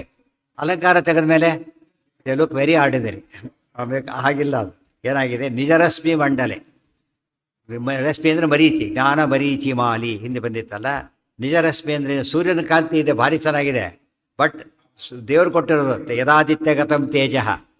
ಚಂದ್ರನ ಕಾಂತಿ ಪ್ಲಸ್ ಸೂರ್ಯನ ಕಾಂತಿ ಬರಬೇಕು, ರಿಫ್ಲೆಕ್ಟ್ ಆಗಬೇಕು. ಅದು ಬಿದ್ದು ಕಡಿಮೆ ಆಗ್ತಾ ಬಂತು ಕಾಂತಿ. ಈಗ ಅದು ದೇವರು ನಿಜರಶ್ಮಿ ಮಂಡಲೆ. ನಿಜರಶ್ಮಿ ಮಂಡಲೆ ಅಂದ್ರೇನು? ಸ್ವರೂಪ. ನಿಜ ಅಂದರೆ ತಂದೆ, ನಿಜ ಅಂದರೆ ಒರಿಜಿನಲ್ ಆರ್ಟಿಫಿಷಿಯಲ್ ಅಲ್ಲ, ಮೂಲ ತಂದೆ ಕಾಂತಿ ಹೊರತು ಬಾರೋಡ್ ಅಲ್ಲ, ಅದು ರತ್ನಗಳ ಕಾಂತಿ ಅಲ್ಲ. ನಿಜರಶ್ಮಿ ಮಂಡಲೆ. ಇವೆಲ್ಲ ತಿಳ್ಕೊಂಡೆ ಅದಕ್ಕೆ ಧ್ಯಾನ ಅಂದರೆ ಹೇಳ್ತಾರೆ. ಸೂರ್ಯನ ಬೆಳಕಲ್ಲಿ ದೇವರು ನೋಡೋದಲ್ಲ, ದೇವ್ರ ಬೆಳಕಲ್ಲಿ ಸೂರ್ಯನ ನೋಡಬೇಕು. ಅರ್ಥ ಆಯ್ತಾ? ಸೂರ್ಯನ ಬೆಳಗ್ಗೆ ದೀಪದ ಬೆಳಕಲ್ಲಿ ದೇವರು ನೋಡಿದರೆ ಯಾವ ದೊಡ್ಡದಾಯ್ತು? ಈಗ ದೀಪನೇ ದೊಡ್ಡದಾಯ್ತು. ಅರ್ಥ ಆಯ್ತಾ? ಅದಕ್ಕೆ ದೇವ್ರ ಮನೆಯಲ್ಲಿ ಸಾಮಾನ್ಯವಾಗಿ ಈ ದೀಪಗಳು ಹಾಕೋದಿಲ್ಲ, ನಂದಾ ದೀಪ ಇರಬೇಕು, ಬೇರೆ ದೀಪ ಹಾಕೋದಿಲ್ಲ. ಯಾತಕ್ಕೆ ಅಂದರೆ ಹೌದು, ಯಾವಾಗ ಏನ ಹಾಂ ಇರೋದೇ ಇಲ್ಲ. ಯಾಕಂದರೆ ಅದರಿಂದ ದೇವ್ರ ಕಾಂತಿ ಕಾಣಬೇಕಾದಲ್ಲಿ ಹೊರತು ಈ ಕಾಂತಿ ದೊಡ್ಡದಾಗಿ ಕಾಣಿಸ್ಬಾರ್ದು. ಆ ದೃಷ್ಟಿಯೊಳಗೆ ಅದು. ಮತ್ತು ಮಂಗಳಾರತಿ ಕಾಲಕ್ಕೆ ಯಾತಕ್ಕೆ ಕಾಯ್ತಾರೆ ಜನ? ಹತ್ತಿರ ನೋಡೋಕ್ಕೆ ಬರೋದು. ಮಂಗಳಾರತಿ ಕಾಲಕ್ಕೆ ನೋಡಿದ್ರೆ ಅವಾಗ ಕಾಣಿಸ್ಲಿಕ್ಕೆ ಬರೋದು, ಸ್ಪೆಷಲ್ ಅದು. ಅದು ಪವಮಾನಂತೂ ಮಂಡಲಂ, ಅದು ವಾಯುದೇವರ ಮಧ್ಯೆ ನೋಡಿದಾಗಲೇ ಆಗುತ್ತೆ. ಭಾರತೀಯರ ಮುಖ್ಯ ಪ್ರಾಣಾಂತರ್ಗತ ನೋಡಿದಾಗತ್ತೆ ಅಂತ. ಅಜಾನತಾಂ ವಿಭಾಸಮಾನಂ ರಿಜರಶ್ಮಿ ಮಂಡಲೇ ಧನುರ್ಧರಂ ದೀಪ್ತ ಪರಶ್ವಧಾಯು. ಧನುರ್ಧರಂ, ರಾಮದೇವರು ಧನುರ್ಧರ, ಇವರು ಧನುರ್ಧರರೇ. ಎರಡೂ ಕೂಡ ಶಾರ್ಗ ಧನಸ್ಸೆ, ಇದು ಶಾರ್ಗ ಅದು ಶಾರ್ಗನೇ. ಅದಕ್ಕೆ ಅದು ಕೂಡ ಸರಸ್ವತಿ ಅಭಿಮನ್ಯಮಾನವಾದದ್ದು. ಧನುರ್ಧರಂ ದೀಪ್ತ ಪರಶ್ವಧಾಯುಧ. ಒಂದು ವ್ಯತ್ಯಾಸ ಇದೆ, ಏನು? ಪರಶ್ವಥ ಅಂದರೆ ಪರಶು, ಕೊಡಲಿ. ದೀಪ್ತ ಅದು ಹೊಡಿತಾ ಇದೆ. ದೀಪ್ತ ಅದೆಲ್ಲ ರಮಾರೂಪಗಳು. ಅವ್ರ ಕೈಯಲ್ಲಿ ಏನೇ ಇದ್ದರೂ ಕೂಡ ಇಲ್ಲ, ಲಕ್ಷ್ಮೀದೇವಿ ನಾವು ವಾಯುದೇವರು ಆ ರೀತಿ ಇರಬೇಕೆ ಹೊರತು ಇನ್ನೂ ತನ್ನ ಸ್ವರೂಪನೇ. ದೀಪ್ತ ಪರಶ್ವಥ ಆಯುಧಂ, ಹೊಡಿತಕ್ಕಂತಹ ಕೊಡಲಿ ಆಯುಧ ಹಿಡ್ಕೊಂಡು ಬಂದಿದ್ದಾನೆ. ಧನುಸ್ಸು ಇದೆ, ಅದು ಇದೆ. ಹೌದೌದು. ಕಾರ್ತವೀರ್ಯಾರ್ಜುನ ಯುದ್ಧ ಮಾಡಬೇಕಾದ್ರೆ ಧನುಸ್ಸಿನಿಂದ ಬಾಣಗಳನ್ನೂ ಬಿಡ್ತಾರೆ, ಕೊಡ್ಲಿಯಿಂದ ಅವ್ರ ಕೈ ಕತ್ತರಿಸ್ತಾರೆ. ಎರಡೂ ಉಪಯೋಗಿಸ್ತಾರೆ. ಅಜಾನತಾಂ ರಾಘವಮಾದಿ ಪೂರುಷಂ ಸಮಾಗತಂ ಜ್ಞಾಪಯಿತುಂ ನಿದರ್ಶನೈ ಸಮಾಹ್ವಯಂತಂ ರಘುಪಂ ಸ್ಪೃಧೇವ ನೃಪೋ ಯಯಾಚೇ ಪ್ರಣಿಪತ್ಯಭೀತಃ. ಅಜಾನತಾಂ ರಾಘವಂ ಆದಿಪೂರುಷಂ ಸಮಾಗತಂ ಜ್ಞಾಪಯಿತುಂ ನಿದರ್ಶನೈ ಸಮಾಹ್ವಯಂತಂ ರಘುಪಂ ಸ್ಪೃಧಾ ಇವ ನೃಪಃ ಯಯಾಚೆ ಪ್ರಣಿಪತ್ಯಭೀತಃ. ನಡೆದಿದ್ದೇನು? ಪರಶುರಾಮದೇವರು ಯಾತಕ್ಕೆ ಬಂದ್ರಿ ಈಗ ಅಂತ ಪ್ರಶ್ನೆ. ಅದಕ್ಕೆ ಉತ್ತರ ಕೊಡ್ತಾರೆ. ರಾಘವಂ ಆದಿಪುರುಷಂ ಅಜಾನತಾಂ. ರಾಮನನ್ನು ಮನುಷ್ಯ ಅಂತ ತಿಳ್ಕೊಂಡು ಹೋಗ್ತಾರಲ್ಲ, ಆದಿಪುರುಷ ಅಂತ ತಿಳ್ಕೊಂಡಿಲ್ವಲ್ಲ, ಅವ್ರಿಗೆ ತಿಳಿಸ್ಕೊಳ್ಳೋಕ್ಕೋಸ್ಕರ ಬಂದರು ಅಂತ ಹೇಳಿದ್ದಾರೆ. ರಾಮದೇವರು ಯಾರು ಅಂತ ಹೇಳ್ಕೊಳ್ಳೋಕ್ಕೋಸ್ಕರ ಬಂದಿದ್ದಾರೆ. ರಾಜಾನತ ಯಾವಾಗ ಗೊತ್ತಾ, ಇದೆಲ್ಲ ಆದಮೇಲೆ ಏನು ಗೊತ್ತಾಯ್ತು ಈಗ, ಓ ರಾಮ ಪರಶುರಾಮರಿಗಿಂತ ದೊಡ್ಡವ್ರನ್ನ ಅವ್ರು ತಿಳ್ಕೊಂಡ್ಬಿಟ್ರು. ఇప్పుడు ಯೋಗ್ಯರೆಲ್ಲ ಅವು ಪರಶುರಾಮನೇ ರಾಮ ಅಂತ ಕನ್ಫರ್ಮ್ ಮಾಡಿಕೊಂಡು, ಪರಶುರಾಮರ ದೇವರು ಗೊತ್ತಿದ್ದವರಿಗೆ ಪರಶುರಾಮ ದೇವರ ಸಮಾಗಮದಿಂದ ಏನು ಗೊತ್ತಾಯಿತು, ಅವರು ನಮ್ಮ ರಾಮ ಇಷ್ಟು ದೊಡ್ಡವರ ಅಂತ ಆಗ ಗೊತ್ತಾಯ್ತು. ಎಷ್ಟೋ ಜನಕ್ಕೆ ವಿಷಯ ಗೊತ್ತಿರೋದಿಲ್ಲ, ಬೇರೆ ಏನಾಗ ಹೌದು ನಮಗೆ ಗೊತ್ತಿಲ್ಲ ಇಷ್ಟು ದಿವಸ ಆದರೂ ಕೂಡ ಅಂತಾರಲ್ಲ ಹಾಗೆ. ಸಮಾಹ್ವಯಂತಂ, ಸಾಮಾನ್ಯವಾಗಿ ದೊಡ್ಡವರನ್ನು ಮಿಸ್ ಮಾಡ್ಕೊಳ್ಳೋದು ಹಾಗೇನೆ. ಅವನು ನೆನೆಸ್ಕೊತಾನೆ. ಆಮೇಲೆ ಉದ್ಧವ ಬಂದು ಹೇಳ್ತಾನೆ, ಇಬ್ಬರು ಬಂದಾಗ ತೃತೀಯ ಸ್ಕಂದ ಭಗತ್ತು ಪ್ರಾರಂಭದಲ್ಲಿ ಬರುತ್ತೆ, ಎಂಥ ಕೃಷ್ಣ ಎಲ್ಲ ನೆನಪಾಗ್ತಾ ಶುರುವಾಗುತ್ತೆ. ಈ ಮಿಸ್ ಮಾಡ್ಕೊಂಬಿಟ್ಟು ಈಗ ನೋಡೋಕ್ಕೆ ಬರೋದಿಲ್ಲ. ಇದ್ದಾಗ ನಾವು ಏನು ಮಾಡಿದ್ವಿ, ಇದ್ದಾಗ ಉಪಯೋಗ ಮಾಡ್ಕೊಳ್ಳಿಲ್ಲ. ಈಗ ಹೋದ ಮೇಲೆ ಏನು ಸೂರ್ಯ ಬೆಳಗಿದೆ, ಆಮೇಲೆ ದೀಪ ಹುಡುಕ್ತಾರೆ, ಏನು ಮಾಡೋದು. ಇದ್ದ ಕಾಲಕ್ಕೆ ಏನು ಮಾಡ್ಬೋದಾಗಿತ್ತು, ಎಷ್ಟೋ ದೀಪ ಹಚ್ತಾರೆ, ಸೂರ್ಯ ನೆನಪು ಆಗ ಅದು ಗಂಭೀರ ಆಗೋದಿಲ್ಲ. ಅಂಥದ್ದು ಕಳ್ಕೊಂಡ್ಬಿಟ್ಟಿವಿಲ್ಲ ಅಂತ ಹೇಳಿದ್ರೆ ಹಾಗೋ ಆ ಥರ ಆಗುತ್ತೆ. ಸಮಾಹ್ವಯಂತಂ ರಘುಪಂ ಸ್ಪೃಧೇವ ಸಮಾಗತಂ ಜ್ಞಾಪಯಿತು ಸಂ ಆಗತಂ. ಸಮಾಗತಂ ಅಂದರೆ ಸ್ವತಃ ಸಂಬಂಧ ನಾರಾಯಣನೇ ಬಂದಿರೋದು. ಜ್ಞಾಪಯಿತು ತಿಳಿಸಕ್ಕೆ ಬಂದಿದ್ದಾರೆ. ಹೇಗೆ ತಿಳಿಸ್ತಾರೆ, ಬಾಯಲ್ಲಲ್ಲ, ನಿದರ್ಶನೈಹಿ, ಏನೋ ದೃಷ್ಟಾಂತ ಸಮೇತ ತಿಳಿಸ್ಬೇಕಾಗಿತ್ತು. ಇವರು ಗ್ರೇಟ್ ಅಂತೆ, ಬೆಂಕಿ ಸುಡುತ್ತೆ ಹೇಳೋದಲ್ಲ, ಸುಟ್ಟು ತೋರಿಸೋದು. ಏನಾಗುತ್ತಾಗ ಗೊತ್ತಾಯ್ತು, ಹೇಗೆ ಸುಡುತ್ತೆ ಗೊತ್ತಾಯ್ತಲ್ಲ ಅಂತ ಹೇಳಿದ್ರೆ ಹಾಗೆ ಪ್ರಾಕ್ಟಿಕಲಿ ತೋರಿಸೋದು. ನಿದರ್ಶನೈಹಿ, ಅನೇಕ ನಿದರ್ಶನಗಳ ಮೂಲಕವಾಗಿ ರಾಮದೇವರನ್ನು ಏನಂತ ತೋರಿಸ್ಬೇಕಾಗಿದೆ, ಸಾಕ್ಷಾತ್ ಆದಿಪುರುಷ ನಾರಾಯಣ ಅಂತ ಹೇಳೋದಕ್ಕೋಸ್ಕರ ಬಂದಿದ್ದಾರೆ. ಇದು ಯಾತಕ್ಕಿದು ಅಂದರೆ ದೇವ್ರ ಬಗ್ಗೆ ಯಾರು ಹೇಳಬೇಕು, ದೇವರೇ ಹೇಳಬೇಕು. ಪರಿಚಯ ಯಾರು ಮಾಡಿಕೊಡ್ಬೇಕು, ಯಾವಾಗಲೂ ಕೆಲವು ಪರಿಚಯ ಮಾಡಿಕೊಡ್ತಿರ್ತಾರೆ, ಇವ್ರಿಗವ್ರಿಗೆ ಸಂಬಂಧನೇ ಇಲ್ಲ. ಇವ್ರು ಹೇಳೋದೊಂದು, ಅವ್ರು ಆಗಿರೋದು ಒಂದು. ಪಾಪ ಬರ್ಕೊಂಡ್ಬಿಟ್ಟಿರ್ತಾರೆ, ಅತಿಥಿ ಬೇರೆ ಇರ್ತಾರೆ, ಅದನ್ನು ಓದ್ತಿರ್ತಾರೆ ಕಂಡು ಅದು ಆಭಾಸ ಆಗಿಬಿಡ್ತದೆ. ಯಾರು ಪರಿಚಯ ಮಾಡಿಕೊಡ್ಬೇಕು, ಯಾವಾಗಲೂ ಚೆನ್ನ ಪರಿಚಿತರು ಪರಿಚಯ ಮಾಡಿಕೊಡ್ಬೇಕು. ಇವರೆಲ್ಲ ರಾಮದೇವ್ರು ಯಾರು ಪರಿಚಯ ಮಾಡಿಕೊಡ್ಬೇಕು, ಆಚಾರ ಮುಂದೆ ಬರೀ ದೇವ್ರನ್ನ ತಿಳ್ಕೊಳ್ಳೋಕೆ ಯಾರು ಸಮರ್ಥರೋ, ದೇವರೇ. ಸ್ವಯಮೇವ ಆತ್ಮಾನಾತ್ಮಾನಂ ವೇತ್ತತ್ವಂ ಪುರುಷೋತ್ತಮ. ದೇವ್ರ ಬಗ್ಗೆ ದೇವರಿಗೆ ಗೊತ್ತಾದ್ರಿಂದ ಭಾಗವತ ಏನದು, ದೇವರೇ ಬರೆದ ಗ್ರಂಥ ದೇವ್ರ ಬಗ್ಗೆ. ಭಗವದ್ಗೀತೆ ದೇವರು ತನ್ನ ಬಗ್ಗೆ ತಾನೇ ಹೇಳಿದ್ದು, ತನ್ನ ಆದೇಶ ತಾನೇ ಹೇಳಿದ್ದು. ಅದಕ್ಕೆ ಭಾರಿ ಮಹತ್ವ ಬಂತು. ಅಂದರೆ about god by god himself, ಗೊತ್ತಾಯ್ತಾ. ಅದು ರಾಮದೇವರಿಗೆ ರಾಮದೇವರೇ ಮಾತಾಡೋದು ಪರಶುರಾಮ ರೂಪದಿಂದ. ಆಗ ಏನಾಗುತ್ತಾಗ ವಿಶೇಷ ಮಹತ್ವ. ಮಹಾಲಕ್ಷ್ಮಿ ಅವರೆಲ್ಲರೂ ಹೇಳಿದ್ರು ತಿಳಿಯುತ್ತೆ, ಆದರೆ ತಾರತಮ್ಯ ಇದೆ ಅದರಲ್ಲಿ. ಮತ್ತೆ ತಾರತಮ್ಯದಲ್ಲಿ ಅವ್ರ ಬಗ್ಗೆ ಅವರೇ ಹೇಳಿದಾಗ 100ಕ್ಕೆ 100 ವ್ಯಾಲಿಡ್. ಅದು ಉಳಿದವ್ರದ್ದು ವ್ಯಾಲಿಡ್ಡೇ, ಕ್ಲಾರಿಟಿ ವೇರಿಯಸ್ ಅಷ್ಟೇ. ಕ್ಲಾರಿಟಿ ಬೇರೆ, ಇದು ಬೇರೆ. ಸಮಾಹ್ವಯಂತ, ಎಲ್ಲ ಶಾಸ್ತ್ರಕ್ಕೆ ಯಾತಕ್ಕೆ ಮಹತ್ವ ಅಂತ ವೇದವ್ಯಾಸ ರೂಪದಿಂದ ಬರೆದ್ರು. ವೇದವ್ಯಾಸ ನಾರಾಯಣನೇ, ನಾರಾಯಣ ರೂಪದಿಂದ ಬ್ರಹ್ಮಸೂತ್ರ ಬರೆದಿದ್ದರಿಂದ ದೇವ್ರ ಬಗ್ಗೆ ದೇವರೇ ಹೇಳ್ಕೊಂಡಾಗಾಯ್ತಲ್ಲ, ಕ್ಲಿಯರ್ ಆಯ್ತು. ಇವರು ಏನೇ ಹೇಳಿದ್ರು ಕೂಡ ದೇವ್ರು ತನ್ನ ಬಗ್ಗೆ ತಾನು ಹೇಳ್ಕೊಂಡಿದ್ದೆ, ನೀನೇ ಹೇಳ್ತೀವಿ ಬೇರೆ ಹೋಯ್ತು ಅಂತ ಹೇಳ್ತಾರೆ. ನಮೇ ಸಮಾಹ್ವಯಂತಂ, ಬಂದಿದ್ದು ಹೇಗೆ, ರಾಮ ಬಾ, ಯಾತಕ್ಕೆ ಬಂದಿದ್ದು ಫೈಟಿಂಗ್ ಬಾ, ಮಾಹ್ವಯಂತಂ. ನೋಡೋಕ್ಕೆ ಗಲಾಟೆ ಮಾಡಿದಾಗೆ, ಆ್ಯಕ್ಚುಲಿ ಗಲಾಟೆ ಹೋಗ್ಲಿಕ್ಕೆ ಸೋದ ಬಂದಿರೋದು. ಸಮಾಹ್ವಯಂತಂ ರಘುಪಂ, ಬಂದಿದ್ದು ಭಾರ್ಗವ, ಇವರ್ಯಾರು ರಾಘವ. ಸ್ಪೃಧಾ ಇವ, ಸ್ಪರ್ಧೆಯಿಂದ ಮಾಡ್ತಿದ್ದಾರೆ. ಸ್ಪೃಧಾ ಇವ ನೃಪಃ ಯಯಾಚೆ ಪ್ರಣಿಪತ್ಯ ಭೀತಃ. ಆಗ ದಶರಥ ರಾಜ ಪ್ರಣಿಪತ್ಯ ಸಾಷ್ಟಾಂಗ ನಮಸ್ಕಾರ ಹಾಕಿದ, ಯಾರಿಗೆ, ಪರಶುರಾಮ ದೇವರಿಗೆ. ಭೀತ, ಭಾರಿ ಭಯ ಆಗಾಯ್ತು. ಯಾಕೆ ಪರಶುರಾಮ ದೇವರಿಗೆ ಏನು ಕೇಳಿದ್ದಾತ, ಕ್ಷತ್ರಿಯನ ಹೊಡಿಲಕ್ಕೆ ಹೋದವರು ಅಂತೇಳಿ. ಬಂದ್ಬಿಟ್ಟು ನಾನು ರಾಮ ಕ್ಷತ್ರಿಯ ದೊಡ್ಡ ಕೆಲಸ ಮಾಡಿಬಿಟ್ಟಿದ್ದಾನೆ, ಆ ಸಿಟ್ಟಿಗೆ ಏನು ಮಾಡ್ತಾರೆ, ರಾಮನ್ ಏನು ಮಾಡ್ತಾರೋ ಏನೋ ಅಂಥೇಳಿ. ರಾಮನ್ ಏನು ಮಾಡ್ತಾರೋ ಅಂತ ಭಾರಿ ಭಯದಿಂದ ಭೀತಃ. ಅದಕ್ಕೆ ಇನ್ನು ತೋರಿಸ್ಲಿಕ್ಕೆ ಬಂದಿರೋದವರು. ಅವರಿವರಿಗೆಲ್ಲ ದಶರಥನಿಗೆ ಏನು ಗೊತ್ತಿಲ್ಲ. ಹಿಂದೆ ಹೇಳಿದ್ನಲ್ಲ, ಸಣ್ಣ ಹುಡುಗ ಏನು ಕಳಿಸೋದಿಲ್ಲ ಅಂತ ಹೇಳಿದ್ನಲ್ಲ. ರಾಮನ ಓದಿಯೇ ಇಲ್ಲ, ಚಿಕ್ಕ ಹುಡುಗ, ಅವನೇನು ಯುದ್ಧ ಮಾಡ್ತಾನೆ ಪಾಪ ಅಂತ ಹೇಳಿದ್ರಲ್ಲ ಹಾಗೆ. ಅದು ಇವತ್ತು ಆಫ್ರಿಕಾದವರಿಗೆ ಅಲ್ಲಿರೋ ವಜ್ರದ ಮೇಲೆ ಅವರಿಗೆ ಗೊತ್ತಿದ್ದಿಲ್ಲ ಅಂತ ಹೇಳ್ತಾರಲ್ಲ, ಅದು ಕಲ್ಲು ಅಂತ ತಿಳ್ಕೊಂಡಾಗೆ. ಆ ಥರದ ರಾಮ ಒಬ್ಬ ಹುಡುಗ, ನನ್ನ ಮಗ ಅಷ್ಟೇ. ಉಳಿದ್ವಾಗ ಎಷ್ಟೋ ನನ್ನ ಮಕ್ಕಳು ಹೇಗಿದ್ರು ನಮಗೆ ಪ್ರಿಯ ಅಂತಾರಲ್ಲ, ಆ ರೀತಿ ಸ್ವಲ್ಪ ಗ್ರೇಟ್ ಅಷ್ಟೇ ತಿಳ್ಕೊಂಡಿದ್ದ. ವಿಶ್ವಾಮಿತ್ರರು ಬಂದು ಏನು ಮಾಡಿದರು, ಒಂದು ಹಂತ ತೋರಿಸಿದ್ರಿ. ಈಗ ಈ ಹಂತ ಗೊತ್ತಾಗುತ್ತೆ. ಅದನ್ನು ಕಣ್ಣಾರೆ ಕಂಡಿಲ್ಲ ಆತ. ದಶರಥ ರಾಜ ಕಣ್ಣಾರೆ ಕಂಡಿಲ್ಲ. ಯಾವುದು ಮಾರೀಚನ ಓಡಿಸಿದ್ದು, ಸುಬಾಹನ ಕೊಂದಿದ್ದು, ತಾಟಕೆಯನ್ನು ಕೊಂದಿದ್ದು ಎಲ್ಲ ನೋಡಿಲ್ಲ ಆತ. ಕೇಳಿದ್ದು ಈಗ ನೋಡ್ತಾ ಇದ್ದಾನೆ. ನಿದರ್ಶನೈಹಿ ಪ್ರಣಿಪತ್ಯ ಭೀತಃ. ಪರಶುರಾಮ ದೇವರ ಬಗ್ಗೆ ಅವರು ಕ್ಷತ್ರಿಯ ನಾಶಕರು ಅನ್ನೋ ಒಂದು ಭಾವನೆ ಇತ್ತು. ಆ್ಯಕ್ಚುಲಿ ಕ್ಷತ್ರಿಯ ನಾಶಕರಲ್ಲ ಅವರು, ದುಷ್ಟ ಕ್ಷತ್ರಿಯ ನಾಶಕರು ಅಷ್ಟೇ. ಎಲ್ಲರನ್ನು ಕೊಂದರೆ ಅದು ದೇವ್ರು ಯಾಕೆ ಅವತಾರ ಮಾಡಬೇಕು. ಎಲ್ಲರೂ ಶೂಟ್ ಮಾಡೋದಾದರೆ ಅದು ವ್ಯವಸ್ಥೆ ಆಗ್ತದೆ, ಬ್ರಾಹ್ಮಕರೇ ಹೋಗ್ತಾರೆ. ಅದು ತಪ್ಪೋದು. ಯಾವಾಗಲೂ ಕೂಡ ಯಾರನ್ನು ಶೂಟ್ ಮಾಡಬೇಕು, ಯಾವಾಗಲೂ ಅಯೋಗ್ಯರನ್ನು ಲೋಕ ಕಂಟಕರನ್ನು ಮಾಡಬೇಕೆ ಹೊರತು ಯೋಗ್ಯರಿಗೆ ಅಫೆಕ್ಟ್ ಆಗಬಾರ್ದು. ಅದರಿಂದ ಇವತ್ತು ಟೆರರಿಸ್ಟ್ರು ಮಾಡ್ತಿರೋದೇನು, ಕೆಟ್ಟವ್ರನ್ನ ಕೊಲ್ಲಕ್ಕೆ ಹೋಗಿ ಒಳ್ಳೆಯವ್ರನ್ನ ಕೊಂದು ಹಾಕಿಬಿಡ್ತಾರೆ.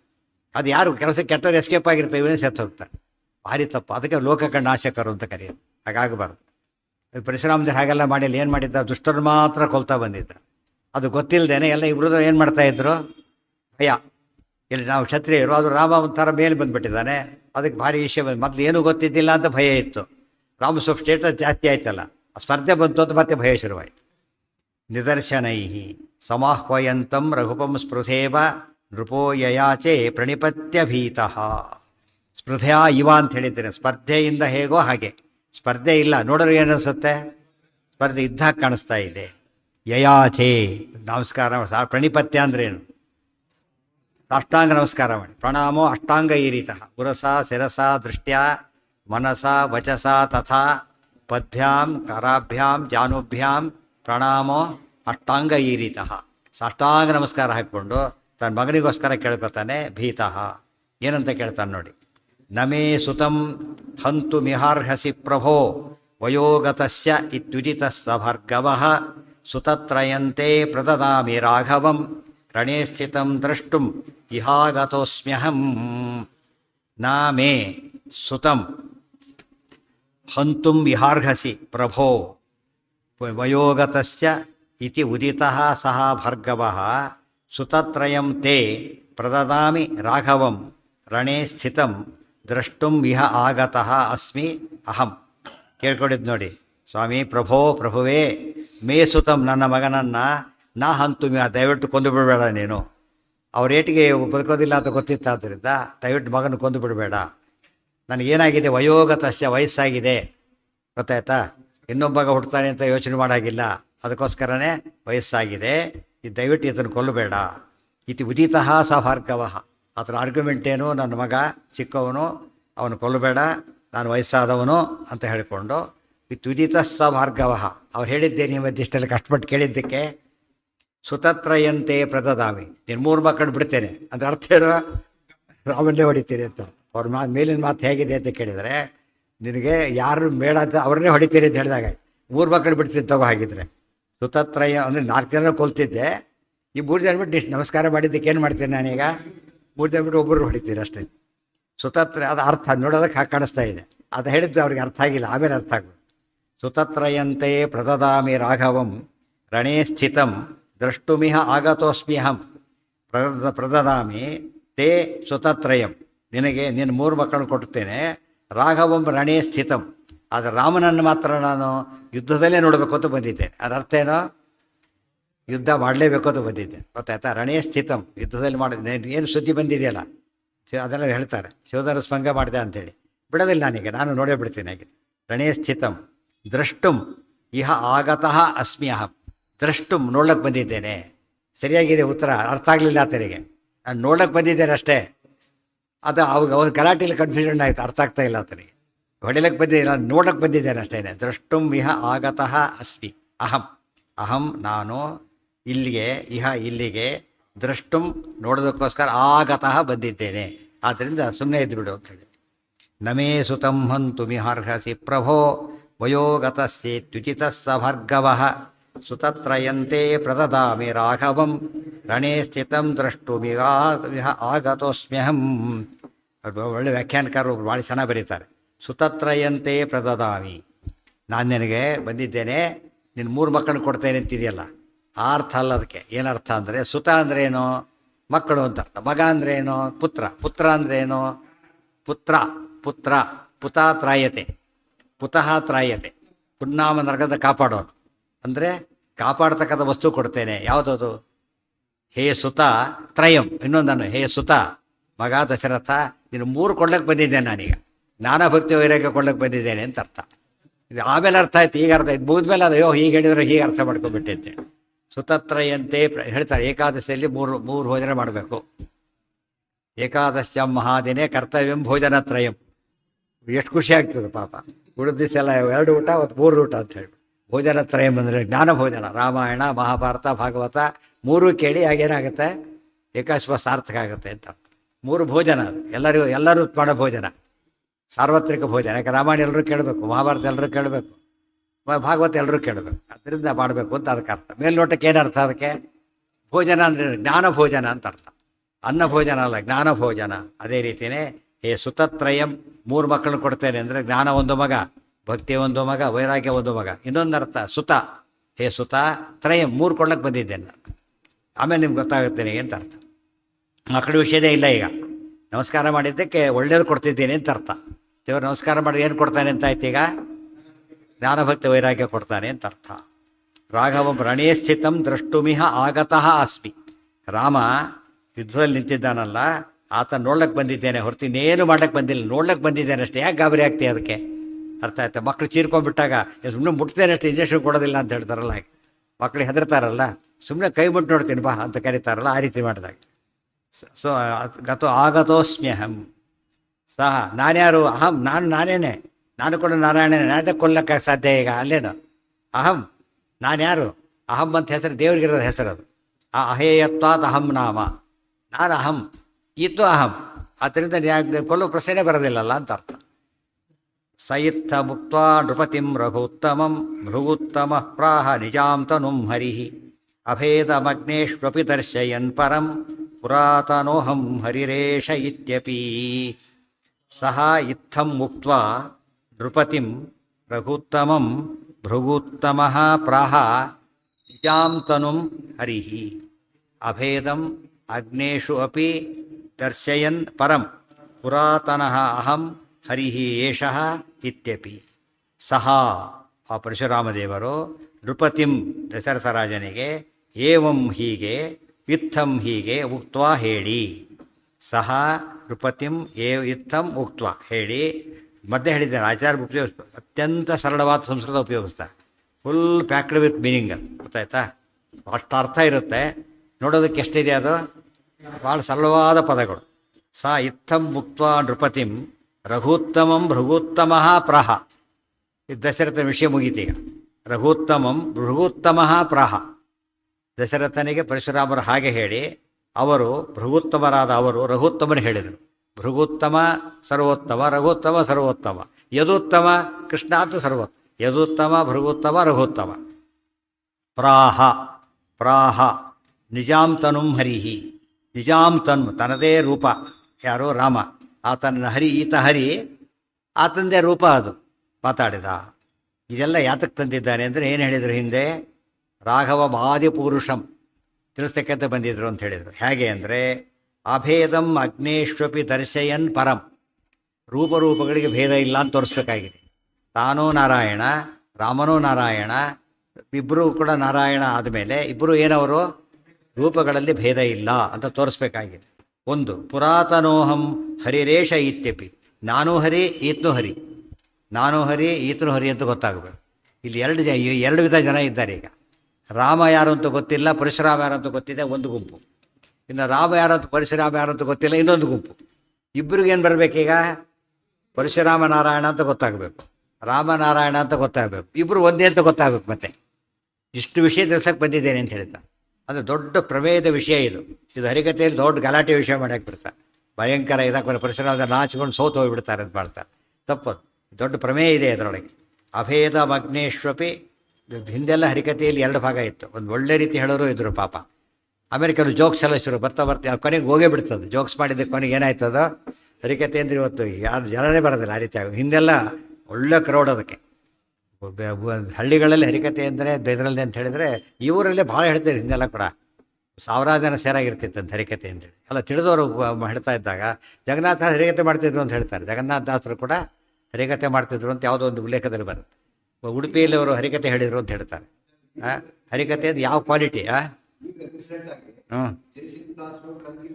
ಅದು ಹೆಸರು ಯಾವುದೇ ಹೆಸರು ಹೇಳಬೇಡಿ, ಹೆಸರು ಹೇಳೋದು ಬೇಡ, ಬಟ್ ಹೇಳಿದ್ದು ನಾನು. ಬಟ್ ಜನರಲಿ ಕ್ವಾಲಿಟಿ ಏನಾಗುತ್ತೆ ಅಂದರೆ ಬರ್ತಾ ಅದು ಕ್ವಾಲಿಟಿ ಮೇಂಟೈನ್ ಮಾಡಿದ್ರೆ ಮಹತ್ವ ಬರುತ್ತೆ. ಒಂದು 2 ಕೆಟ್ಟ ಹೋಯ್ತು ಅಂದರೆ ಅದ್ರ ಒಳ್ಳೆಯವ್ರು ಬಂದರೆ ಕೇಳಲ್ಲ, ಆ ರೀತಿ ಆಗಿಬಿಡತ್ತೆ. ಕೊನೆಗೆ ಕೆಡ್ಸೋದು ಸುಲಭ, ಮತ್ತೆ ಬಿಲ್ಡಪ್ ಮಾಡೋದು ಭಾರಿ ಕಷ್ಟ. ಅದೇ ಅಲ್ಲ, ಹೆಸರು ಹರಿಕತೆ, ಹರಿ ನಿಂದೆಯ ಕಥೆ ಆಗಿಬಿಡುತ್ತೆ. ಅದು ಹರಿಕತೆ ಆಗಲಿಲ್ಲ, ಎತ್ತಿರಲಿಲ್ಲ. ಮತ್ತು ಇನ್ನೊಂದು ಸ್ವಾರಸ್ಯ ಗೊತ್ತಾ? ಅಲ್ಲಿ ಯಾವುದೇ ಕಥೆ ಹೇಳಲಿ ಏನಂತ ಹೆಸರು ಅದಕ್ಕೆ? ಯಾವುದೇ ಹರಿಕತೆ ಅಂತ ಹೆಸರು ಅದಕ್ಕೆ. ಗಿರಿಜಾ ಕಲ್ಯಾಣ ಹರಿಕತೆ ಅಂತ ಹೆಸರು. ಅಂದರೆ ಅರ್ಥ ಏನು? ಎಲ್ಲ ದೇವ್ರ ಬಗ್ಗೆ ಹೇಳುತ್ತೆ ಅಂತ ಅರ್ಥ. ಆ ಹೆಸರಲ್ಲೇ ಒಂದೇನಿರ್ತಿತ್ತು? ಯಾವ ಕಥೆ ಹೇಳಿದ್ರು ಕೂಡ ದೇವರು ಹರಿಸರ್ವೋತ್ತವತ್ತನೇ ಬರೋದು. ಗಣೇಶನ ಹಬ್ಬ ದೇವ್ರ ಹಬ್ಬ, ಅದು ಗೊತ್ತಾಯ್ತಾ. ನಾಗ ಹಬ್ಬ ದೇವ್ರ ಹಬ್ಬ, ಆ ಥರ ಹೇಗೋ ಹಾಗೆ ಪ್ರತಿಯೊಂದು ಕೃಷ್ಣ ದೇವರ ಚಿಂತನೆ. ಹೆಸರು ಚೆನ್ನಾಗಿತ್ತು, ಇದ್ರ ಚೆನ್ನಾಗಿತ್ತು, ಬರ್ತಾ ಬರ್ತಾ ಕೆಟ್ಟೋಯ್ತು. ಶೃಣುಷ್ವರಾಮ ತ್ವಮಿಹೋದಿತಂ ಮಯಾ ಧನುರ್ದ್ವಯಂ ಪೂರ್ವಮಭೂನ್ ಮಹಾದ್ಭುತಂ ಉಮಾಪತಿಸ್ತ್ವೇಕಮಧಾರಯತ್ತತೋ ರಮಾಪತಿಶ್ಚ ಪರಮುತ್ತಮೋತ್ತಮಂ. ಹಿಂದಿನ ಕಥೆ ಹೇಳ್ತೇನೆ ಕೇಳು ಅಂತ ಹೇಳ್ತಾರೆ. ಇದು ವಾಲ್ಮೀಕಿ ರಾಮಾಯಣದಲ್ಲಿ ಎಲ್ಲ ಹಾಗೆ ಬರುತ್ತೆ.